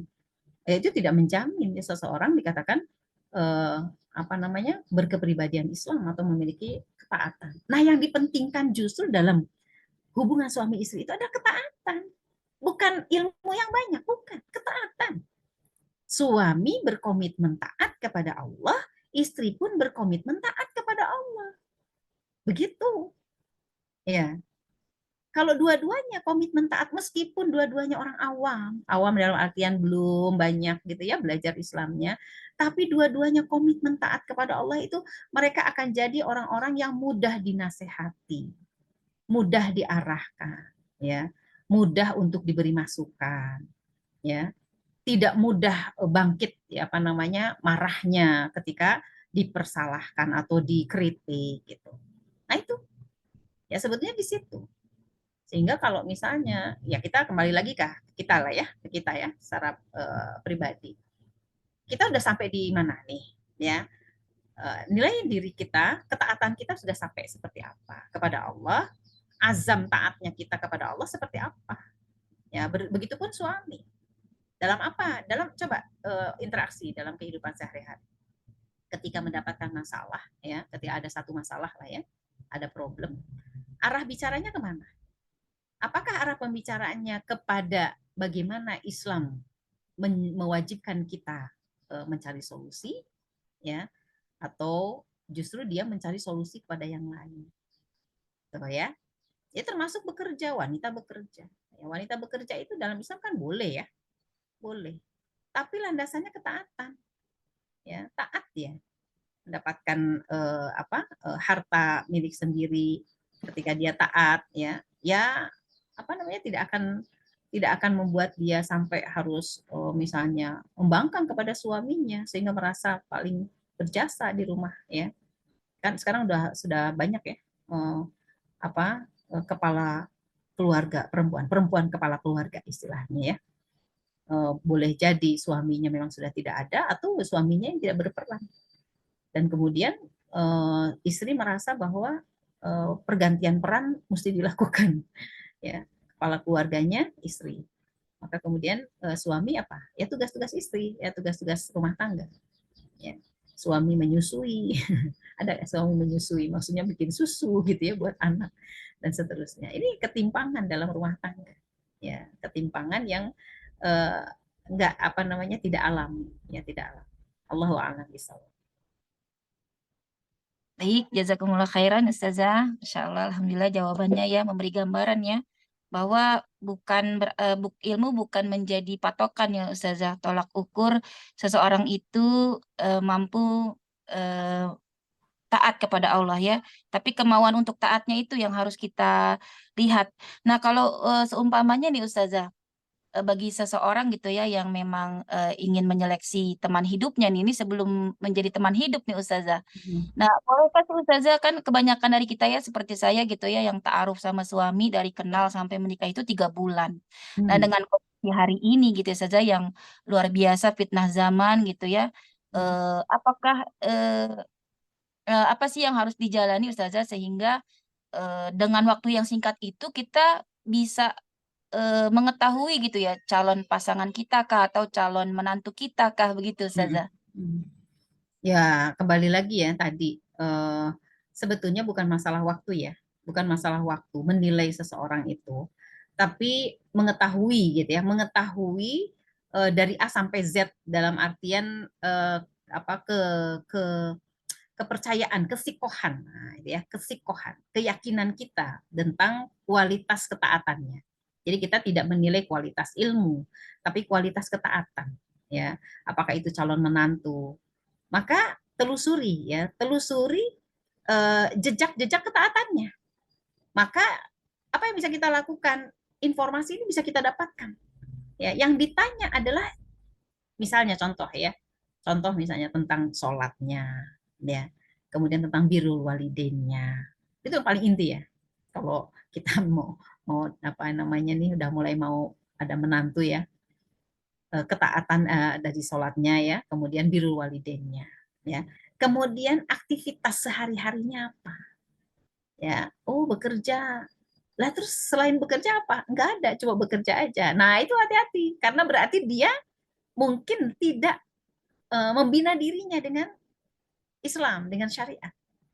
Tapi kalau misalnya aktivitas yang dia lakukan adalah mengkaji, misalnya ya mengkaji Islam, ya berarti apa? Ada harapan dia orang yang bersaksiah Islam, ya memiliki kepribadian Islam. Kenapa? Karena dia terus-terusan menambah ilmu, ya menguatkan ketaatan dia yang di awal tadi. Gitu. Kemudian kalau selebihnya ya terkait dengan kalau terkait dengan tanggung jawab ya, tanggung jawab misalnya nafkah, apa yang dia miliki rencana tentang penafkahan, bukan apa yang dia miliki sekarang untuk nafkah, bukan. Tapi yang kita tanya adalah ketaatan dia terhadap syariat terkait dengan tugas seorang suami atau kewajiban suami menafkahi. Itu ditanya, ditanya. Karena banyak orang yang ketika menjelang pernikahan dia mapan, ya kan? Mapan tapi tidak disertai dengan pemahaman tentang kewajiban nafkah. Itu loh, Bu. Kenapa? Karena dia mapannya itu ketika sendiri. Dia merasa mampu dan merasa percaya diri ketika sendiri, membiayai diri sendiri. Begitu dia harus berbagi, akan ditanya ya. Ketika dia harus berbagi dengan istrinya, kemudian Allah memberikan ujian misalnya dengan kesempitan rezeki, apa yang akan dia lakukan? Kalau orang yang taat kepada Allah itu dia tidak akan galau, ya.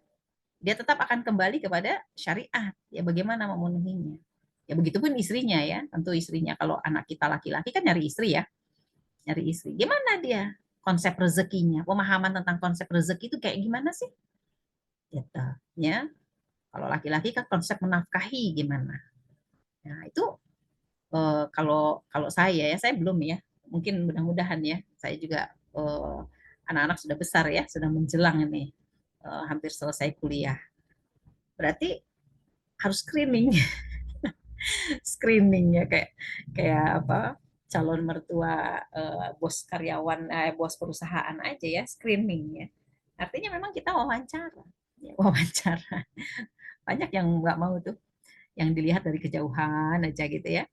Wawancaranya apa? Tentang kepribadiannya, kepribadiannya. Ya, tanyalah tentang sholatnya, ya, apa pendapat dia tentang problem rumah tangga, apa pendapat dia tentang nafkah, apa pendapat dia tentang kesulitan ya rezeki, apa pendapat dia. Nah itu jadi wawancara bentuknya, ya kayak tes mau masuk itu pesantren, ya pesantren rumah tangga, ya sehingga kita nggak kecele karena penjelasan dari lisan itu tidak akan apa istilahnya ya, tidak akan me, apa berbeda ya, tidak akan berbeda dengan apa yang dia selama ini jalankan. Lakukan. Iya, selama ini dia jalankan. Akan terlihat ya kalau dia memang baik ya dalam artian kepribadiannya baik, itu dalam penjelasannya ya setiap pertanyaan itu dia akan sampaikan dengan pemahaman sesuai dengan pemahamannya ya dan kepiawaian berbicara itu nanti nggak akan berlaku itu ya ketika ditanyanya itu dalam bentuk pemahaman ya. Bagaimana menurut Anda? Bagaimana menurut kamu tentang ini? Apa yang kamu pahami tentang rizqu biadillah, misalnya rezeki di tangan Allah gitu ya. Apa yang kamu pahami tentang seorang istri yang misalnya membangkang, apa yang kamu ketahui? Nah, yang seperti itu kan hal-hal yang prinsip ya dalam rumah tangga, tapi banyak yang tidak paham. Ya, kalau dia sudah baik tapi banyak tidak paham, yang harus diperbaiki dulu pemahamannya. Jangan sampai kita biarlah nanti diperbaikinya sambil setelah menikah saja. Jangan. Jangan. Perbaiki sebelum menikah pemahamannya. Persiapannya ya, persiapan pemahamannya itu sebelum menikah. Termasuk kalau anak kita laki-laki soleh misalnya ya, amin ya, alhamdulillah. Terus kemudian memilih istri. Kemudian dia katakan, nanti aja Bu, nggak apa-apa lah, istri saya belum paham agama, biar aja aku yang nanti ngedidiknya. Nah, itu jangan begitu ya. Maka ya calon ibu ya itu harus memahami syariat terlebih dahulu sebelum menikah. Karena memasuki jenjang pernikahan itu, Masya Allah, hukum-hukumnya banyak yang harus dikerjakan. Tapi ketika masuk ke pernikahan, dia belum paham, terus mau mengerjakan apa? Ya kan? Apa yang akan dia kerjakan dalam kehidupan pernikahan? Sementara dia belum paham. Meskipun bukan berarti harus paham gitu ya, misalnya dapat gelar dulu, ya enggak. Maksudnya hal-hal yang penting dalam kehidupan pernikahan itu harus dulu dipahami, harus dulu miliki gitu ya. Allahu a'lam bishawab. Baik, jazakumullah khairan Ustazah. Ini menarik sekali nih, saya kadang-kadang sambil ngetik sambil berpikir nih. Saya coba lempar dulu ya Ustazah, barangkali dari Umahat ada yang ingin bertanya secara langsung. Umu Fitria, Umu Dina, Umu Wanti, Umu Wanti Mungkin sekitar dari Umu Raniwarsita di Bandung nih Ustazah.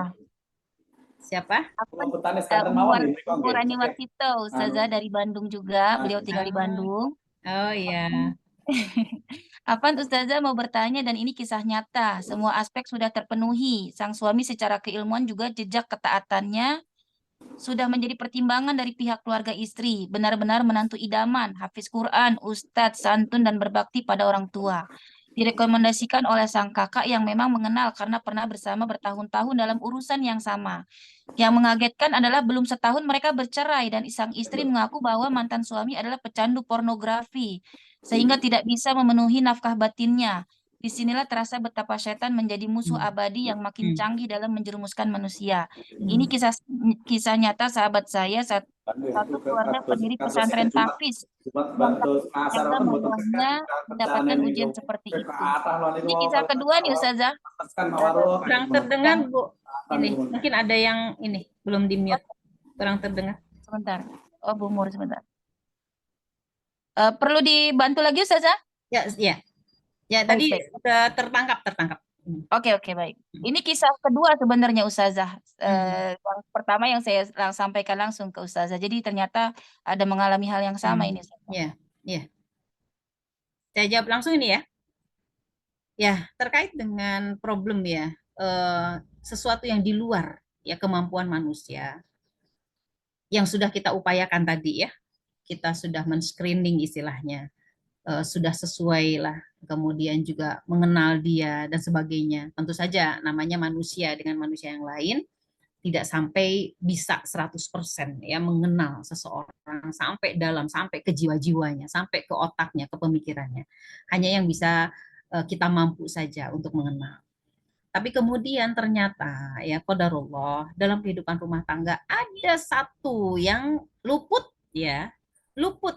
Ini luput ya. Kalau menurut saya luput memang luput dari perhatian eh, yang tidak kita sangka ya, tidak kita sangka ternyata dia adalah orang yang seharusnya tidak melakukan. Misalnya tadi pecandu pornografi.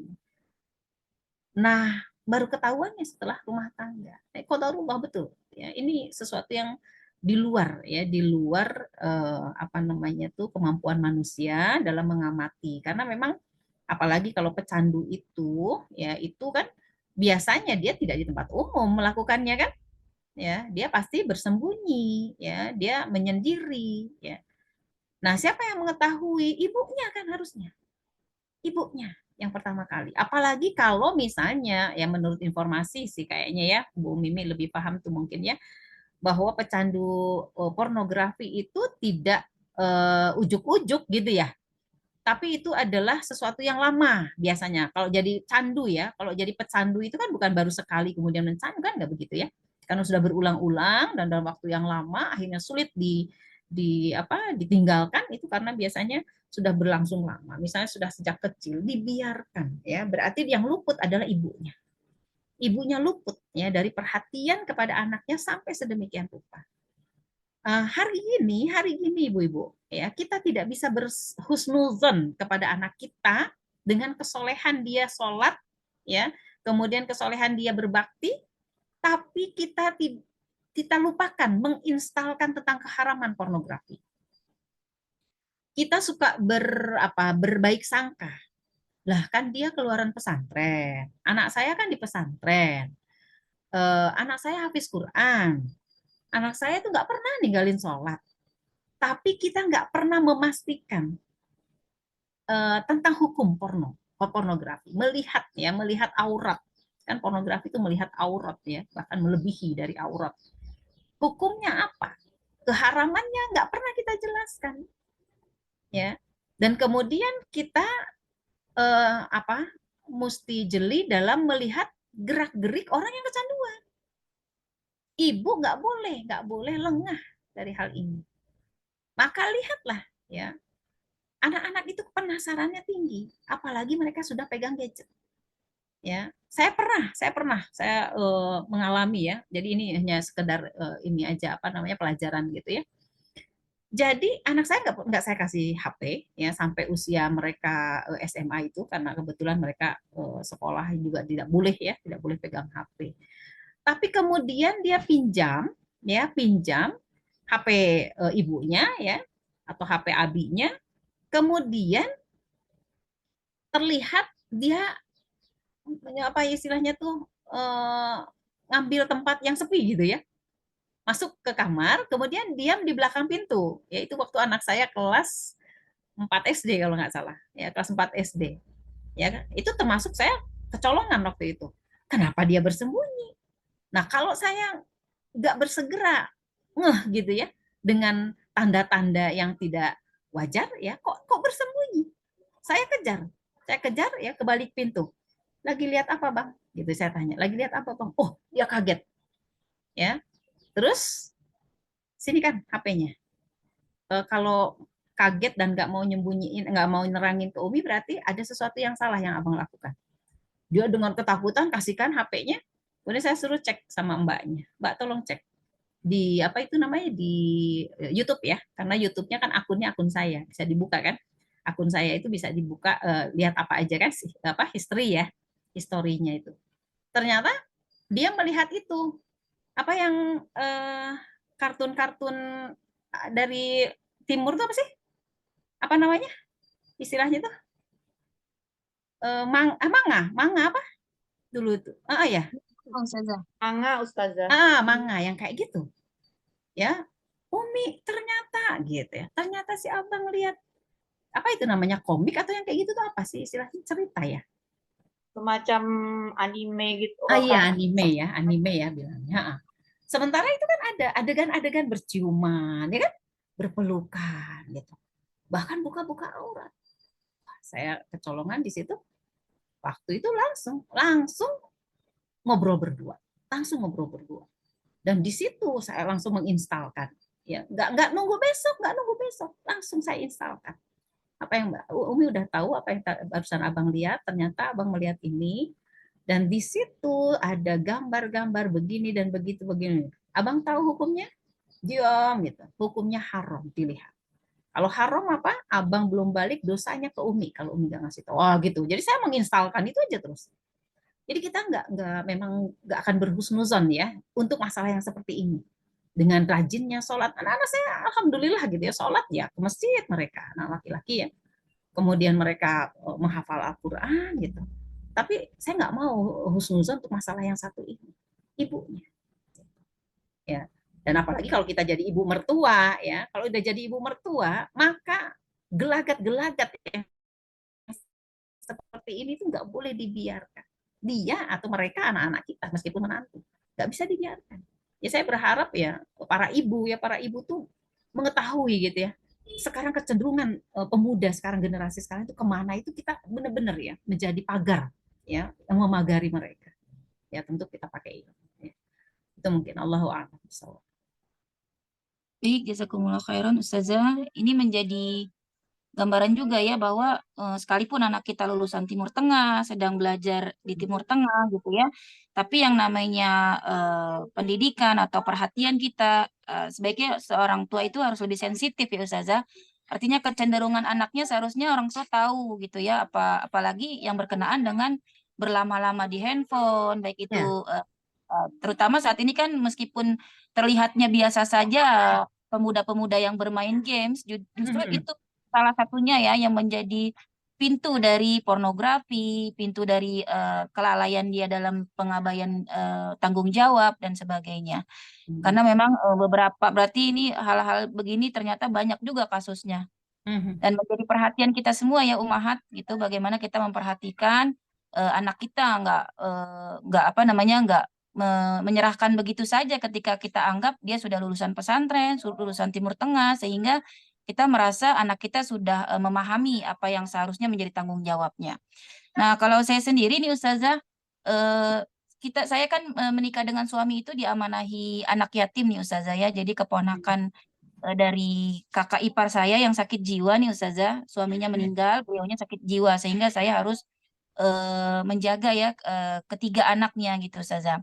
Nah, kadang-kadang memang karena tanggung jawab itu nih Ustazah, saya berbagi nih Ustazah, berbagi peran antara saya menjadi ibu dari anak-anak saya, dan ternyata banyak juga nih perhatian saya bagi juga gitu ya ke anak yang menjadi amanah saya gitu ya. Nah, itu bagaimana sih dalam pandangan hukum agama gitu Ustazah, ketika ternyata luar biasa gitu ya mendidik amanah ini, tanggung jawab ini ternyata panjang sekali, karena memang tidak ada yang bisa diharapkan ya apa namanya memenuhi kebutuhan pangannya kah, sandang papannya kah gitu, atau terutama dalam pendidikannya Ustazah. Dengan begini bagaimana sih dalam hukum Islam Ustazah, semoga tidak apa ya, tidak mengambil hak anak kandung saya sendiri begitu Ustazah. Ya, kalau saya sih melihat ya, ketika amanah itu sudah kita ambil, ya amanah itu sudah kita terima, maka itu menjadi kewajiban. Jadi nggak ada bedanya dengan anak sendiri. Jadi kita nggak usah memisahkan kalau menurut saya. Artinya dia menjadi bagian dari anak-anak kita. Dan itu harus kita pahamkan sama anak-anak kita.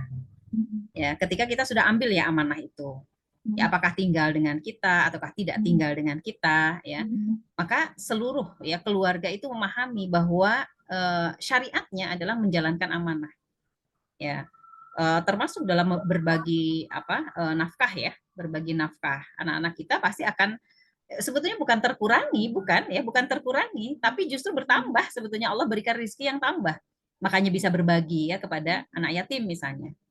Ya, jadi di sini komitmen untuk sama-sama seluruh keluarga menjalankan amanah ini menjadi hal yang pertama kali harus disampaikan kepada anak-anak ya, seisi keluarga lah semua. Karena nanti juga ada ibu, ada ayah, ada nenek, anak kakek gitu ya, yang semuanya sama-sama. Jadi tidak ada beda sebetulnya ya dalam mencikapi atau berbagi tadi misalnya ya, berbagi. Perhatian juga sama. Perhatian sama aja. Kalau tadi anak kandung kita 2 ditambah anak yatim yang kita urus ya, yang sudah kita ambil amanahnya ditambah 1 jadi 3, maka anak kita tuh 3 gitu. Anak kita tuh 3. Jangan dibedakan karena amanah sama-sama wajib juga ketika kita sudah ambil. Kecuali kalau kita tidak mengambil, kita hanya menjalankan kesunahannya dengan misalnya saya berkomitmen ingin membantu per bulan sekian, tapi tidak kita ambil amanah pengurusan gitu ya, pengasuhan dan sebagainya, maka itu beda. Berarti kita sedang menjalankan sodakoh ya, nah, yang sifatnya sunnah. Ya kalau saya ada rezeki saya akan ngirim, kalau saya rezekinya kurang mungkin maaf, mungkin nggak ngirim misalnya gitu, maka itu berkaitan dengan yang sunnah. Tapi kalau amanah maka nggak ada bedanya karena sudah menjalankan yang wajib. Gitu. Allahu a'lam. Baik, jazakumullah khairan Ustazah. Saya belum lihat ada pertanyaan lagi gitu ya. Lewat pertanyaan dari Umi Lina di atas di chat. Oh, ada ya? Oh iya, ini dia.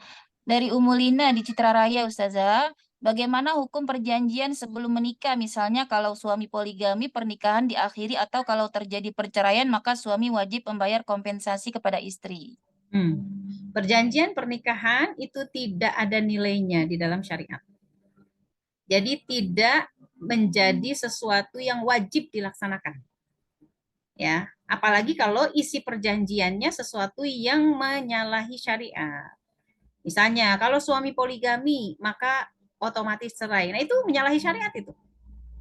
Maka tidak diperbolehkan ada perjanjian seperti ini, ya. Kalau misalnya terjadi cerai, maka suami membayar kompensasi. Itu juga menyalahi syariat. Tidak ada kompensasi yang harus dibayar dalam perceraian. Nah, semuanya harus kembali kepada syariat. Makanya memang perjanjian-perjanjian pernikahan itu khawatir banyak yang menyalahi syariat, maka di dalam Islam tidak diperbolehkan sebetulnya membuat perjanjian sebelum pernikahan itu. Kenapa? Karena masing-masing ya, baik itu suami atau istri sudah pada proporsinya ya dalam pandangan syariat untuk melaksanakan seluruhnya. Tidak akan ada kerugian bagi istri dan tidak ada kerugian bagi suami manakala mereka taat kepada syariat. Perceraian terjadi pun tidak ada kerugian bagi istri, tidak ada kerugian bagi suami. Ya, kecuali mereka yang memandang dari sisi harta duniawi saja.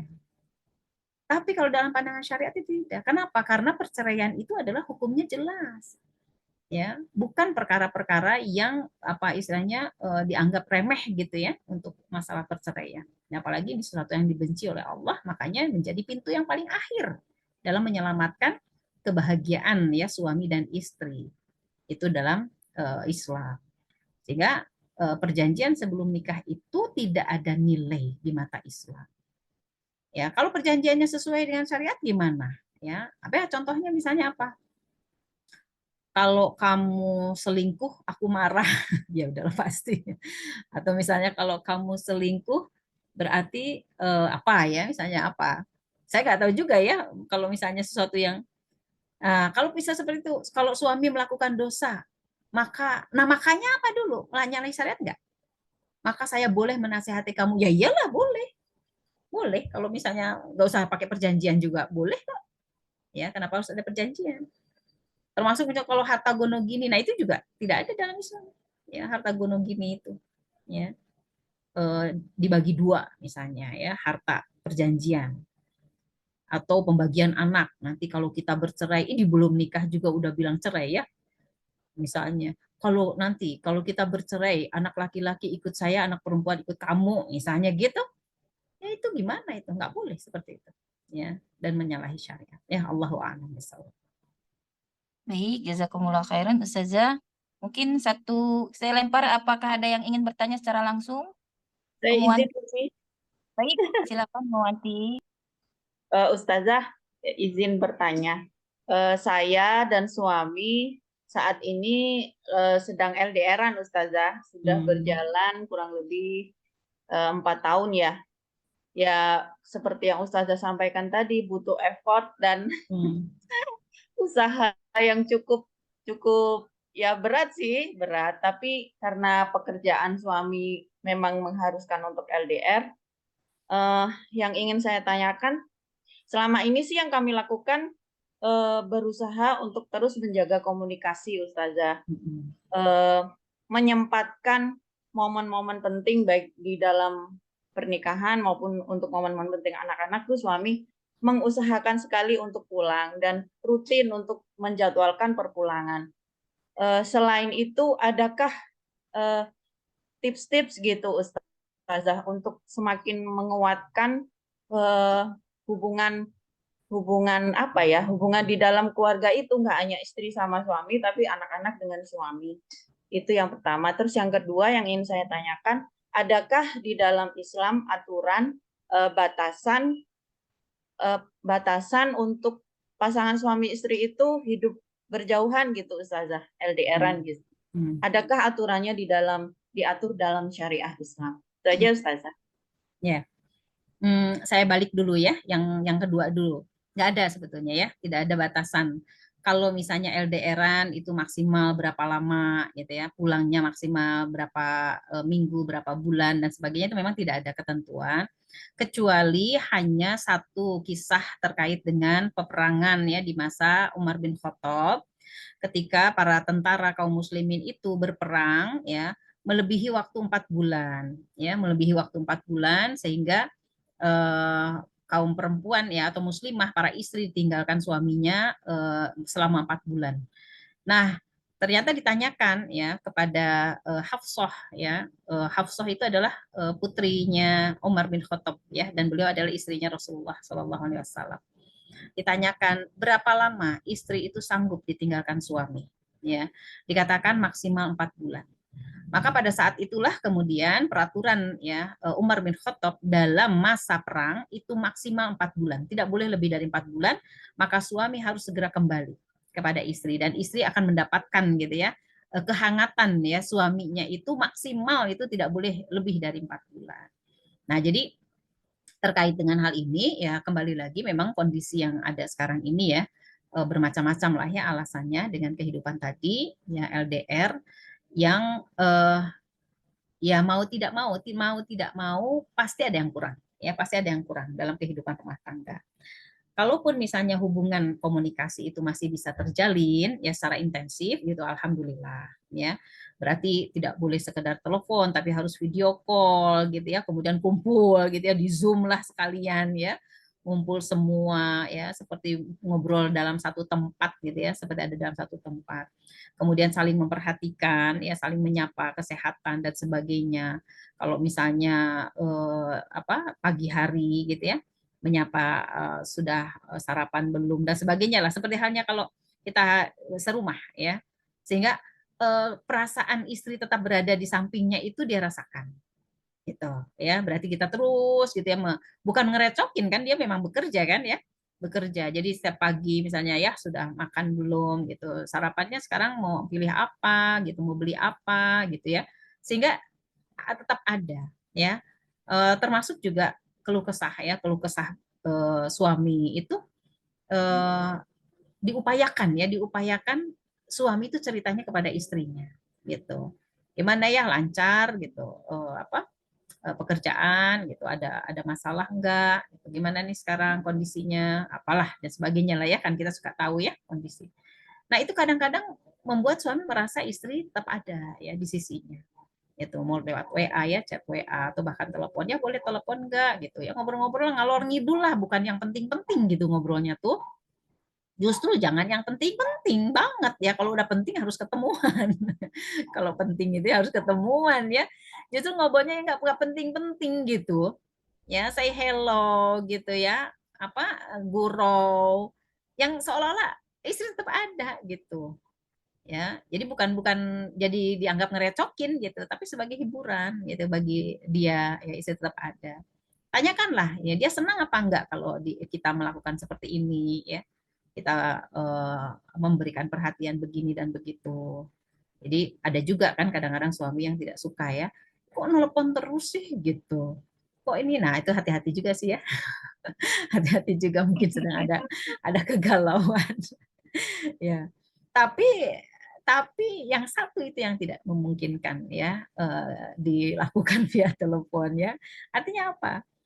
Pemenuhan kebutuhan biologis. Nah, ini yang memang agak berat ya. Kebutuhan biologis itu kalau LDR itulah yang agak berat. Yang berat siapa? Biasanya suami. Kalau istri perempuan itu lebih mudah menahan ya gejolak seksual. Tapi suami itu sulit ya, sulit. Kecuali dia hanya mengalihkan, maaf ya Bu, mengalihkannya dengan fokus kepada ibadah. Nah, hati-hati kalau misalnya LDR tapi suami ibadahnya kurang. Kalau ibadahnya kurang, maka saya khawatir naluri seksualnya akan berselancar gitu ya, naudzubillah min dzalik gitu. Sehingga kita harus dikuatkan apa? Ketaatan. Kuatkan selalu ketaatan ya kepada Allah ya.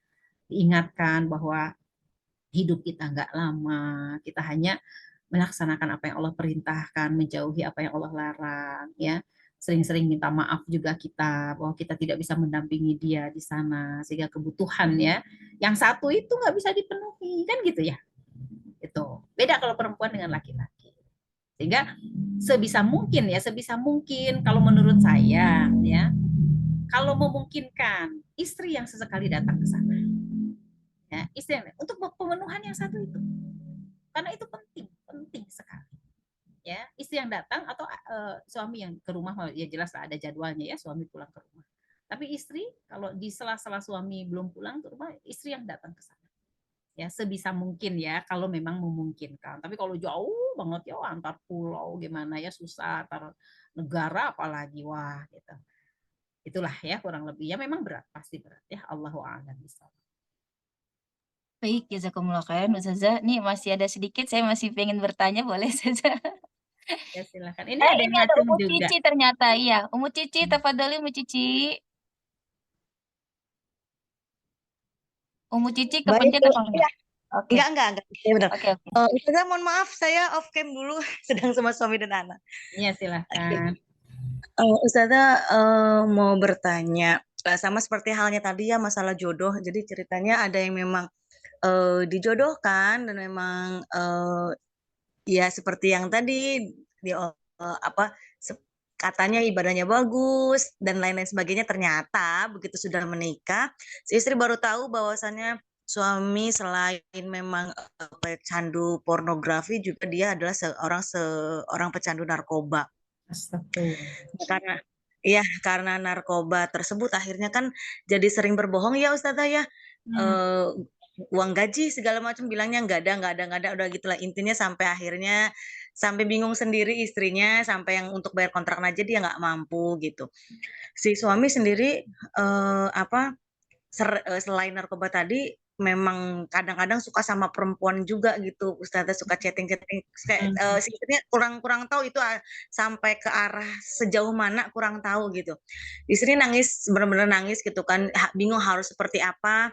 Sudah berjanji berkali-kali juga suaminya tetap saja gitu kan, namanya pecandu narkoba maka ada hasrat ketika sakau gitu ya Ustazah ya, nggak bisa ditahan kan gitu. Saya sudah mengatakan ya kalau memang begitu memang harus direhabilitasi kan kayak gitu. Cuman si suami tetap nggak mau gitu karena entah malu dan entah biaya dan lain sebagainya begitu.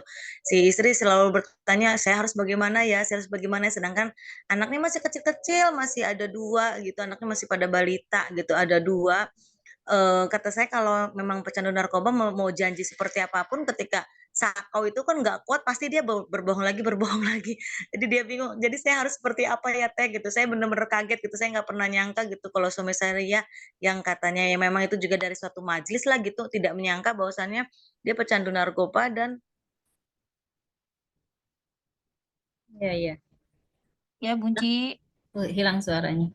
Suaranya Ya, hilang, Bunci. ya, Ditangkap ya, insya Allah ya, ya, San ya, ya. bisa ditangkap. Ya, Masya Allah ya, astagfirullahaladzim. Memang kondisi yang seperti ini itu kondisi yang sangat pasti ya membuat berat ya pikiran seorang istri. Hanya yang saya bisa sampaikan, ini problem yang tidak bisa hanya mengandalkan peran istri ya. Dia harus menghadirkan seseorang dari luar ya atau pihak dari luar. Apakah pihak keluarga, baik itu keluarga suami atau keluarga istri, ya untuk apa? Untuk ya meluruskan kembali suami. Kenapa? Karena ini perkaranya adalah perkara terkait dengan ketaatan. Sekali lagi ini memang benar kembali lagi ketaatan, ya.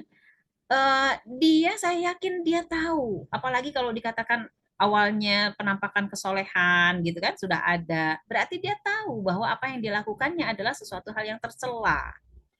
Ya. Maka kalau sudah tahu, ya ini kembali kepada ilmunya sudah ada, tapi ketaatannya yang tidak ada. Nah, bagaimana agar seseorang setelah memiliki ilmu kemudian juga memiliki ketaatan ya untuk menjalankan apa yang sudah dia pahami, perlu seseorang untuk menasehati. Jadi nggak bisa dari istri kalau saya melihat kondisi ini ya, hadirkan seseorang ya yang bisa menasehati suami secara intens. Nggak bisa sekali, nggak bisa sekali. Dan tentu saja orang yang nanti akan kita mintai tolong untuk menasehati suami secara intens itu harus membuat suami benar-benar ingin menyudahi, ingin istilahnya ingin bertobat lah gitu. Ya, sampai suami mau bertobat. Jadi cari orang yang bisa menasehati, bisa seperti itu, membuat suami menyesali perbuatannya kemudian ingin bertobat. Cari yang seperti itu orangnya. Berarti apa? Orang yang paham agama kan tentunya. Orang yang paham agama, orang yang bisa menyampaikan nasihat dengan enak gitu ya, dengan cara yang pas untuk suami. Berarti carilah orang yang bisa diterima oleh suami ya. Ininya nasihat-nasihatnya. Jangan orang yang tidak disukai oleh suami. Ya, siapapun lah, baik ayahnya ya atau kalau ada pamannya ya pamannya, kalau ada kakaknya kakaknya, siapapun. Harus dicari orang yang bisa meluruskan dia secara intens ya. Jadi nggak bisa sekali dua kali, maaf. Nggak bisa sekali dua kali, harus dicarikan yang intens dan mau ya, mau intens dia, gitu. Kalau tidak seperti itu maka perubahan ya kesadarannya itu nggak akan bisa diharapkan, karena perubahan tingkah laku itu kan karena perubahan pemahaman ya tingkah laku itu berubah karena perubahan pemahaman. Kalau pemahamannya belum berubah, nggak akan berubah tingkah lakunya. Ya, hanya sekedar kamu jangan begini, kamu jangan begitu. Dia akan meninggalkan perbuatan itu ketika ada di depan orang itu saja. Sementara kesadarannya belum tumbuh. Maka harus sampai kepada kesadaran tumbuh, pemahamannya tumbuh. Oh iya ya saya salah, oh, ternyata saya itu berbuat maksiat kepada Allah, merugikan keluarga, merugikan anak dan istri, doa dan sebagainya. Itu harus nyampe kepada kesadaran dia untuk bertobat lah ya, untuk tidak melakukan lagi. Begitu. Nah, baru setelah itu nanti akan ditambahkan ya pemahaman-pemahamannya. Maka memang suami istri nggak harus mengkaji Islam. Suami istri harus mengkaji Islam. Kalau istrinya saja nih yang rajin-rajin ngaji gitu ya, yang Zuman ya, ngaji offline ya, ke masjid, itu para istrinya doang. Lah suaminya nggak pada ngaji, timpang ya. Kenapa? Karena kebanyakan istri itu sulit menjelaskan Islam kepada suami, itu menjelaskan pemahaman kepada suami ya, apalagi suami yang temperamen misalnya ya, karakternya mudah marah, kurang bisa menerima ya, dan sebagainya. Jadi memang ya kita para suami istri ya mesti bareng-bareng ngajinya bareng gitu ya. Artinya barengnya bukan waktunya bareng ya, bersama-sama gitu ya, bersama-sama. Allahu a'lam bishawab. Itu pengajian yang mengkaji Islamnya yang bagaimana ya Ustazah? Yang Nah, dibutuhkan. iya. Ya, sebetulnya kan kalau Islam kan satu ya. Islam itu Iya. satu, tapi A sampai Z. Ini masalahnya ya. Islam itu satu, tapi A sampai Z. Islam itu satu, tapi akar sampai daun, kan gitu. Ya, maka pengkajian Islamnya ya harus dari A sampai Z. Yang dimulai dari akar sampai daun. Akar itu maksudnya apa? Dimulai dari pembahasan tentang masalah keimanan gitu. Kajiannya begitu, jangan mencrok-mencrok gitu. Di sini ngaji soal sholat, ke sana lari ngaji soal wudhu, ke sini lagi ngaji soal toharoh, ngaji soal infak sodakoh gitu. Nggak begitu ngajinya. Mesti ngajinya sistematis, runut gitu, dari akar hingga daun ya, atau dari A sampai Z ya. Ya huruf kan akhirnya cuma Z ya. Itu kira-kira cukup nggak waktu kita tuh untuk mengkaji Islam dari A sampai Z? Ya enggak lah, nggak akan cukup. Makanya kalau nggak dilaksanakan sekarang, keburu kehabisan waktu. Gitu ya. Jadi kuncinya memang itu. Kuncinya itu baru bisa ada nanti kesakinahan gitu ya. Allahu a'lam. Baik, jazakumullah khairan Ustazah. Rasanya kita tidak puas ya, karena rasanya ingin masih meskipun awalnya malu-malu, tapi ternyata banyak juga pertanyaan yang mampir nih Ustazah. Alhamdulillah semua sudah terjawab oleh Ustazah. Waktu menunjukkan pukul 15.05. Jazakumullah khairan atas segala ilmu yang Ustazah berikan, kesediaan waktunya, berkenan berbagi kepada kami semua, menjawab pertanyaan kami semua. Semoga Allah melimpahkan pahala yang berlimpah, rizki yang barokah, anak cucu keturunan yang muslih dan muslihah, juga insya Allah menjadi pejuang bagi agama Allah, dan setiap jalan dakwah Ustazah Allah berikan kemudahan. Juga banyak ya Ustazah yang tercerahkan nih dari apa yang Ustazah sampaikan untuk lebih mendalam lagi mengkaji Islam dari akar hingga ke daunnya, dari A sampai Z ya Ustazah, dari sampai insya Allah ke liang lahat kita tetap istiqomah dalam menuntut ilmu dan memperjuangkan penerapan Islam secara kafah. Amin amin ya rabbal alamin. Kita tutup kajian hari ini umahat semua dengan membaca hamdalah.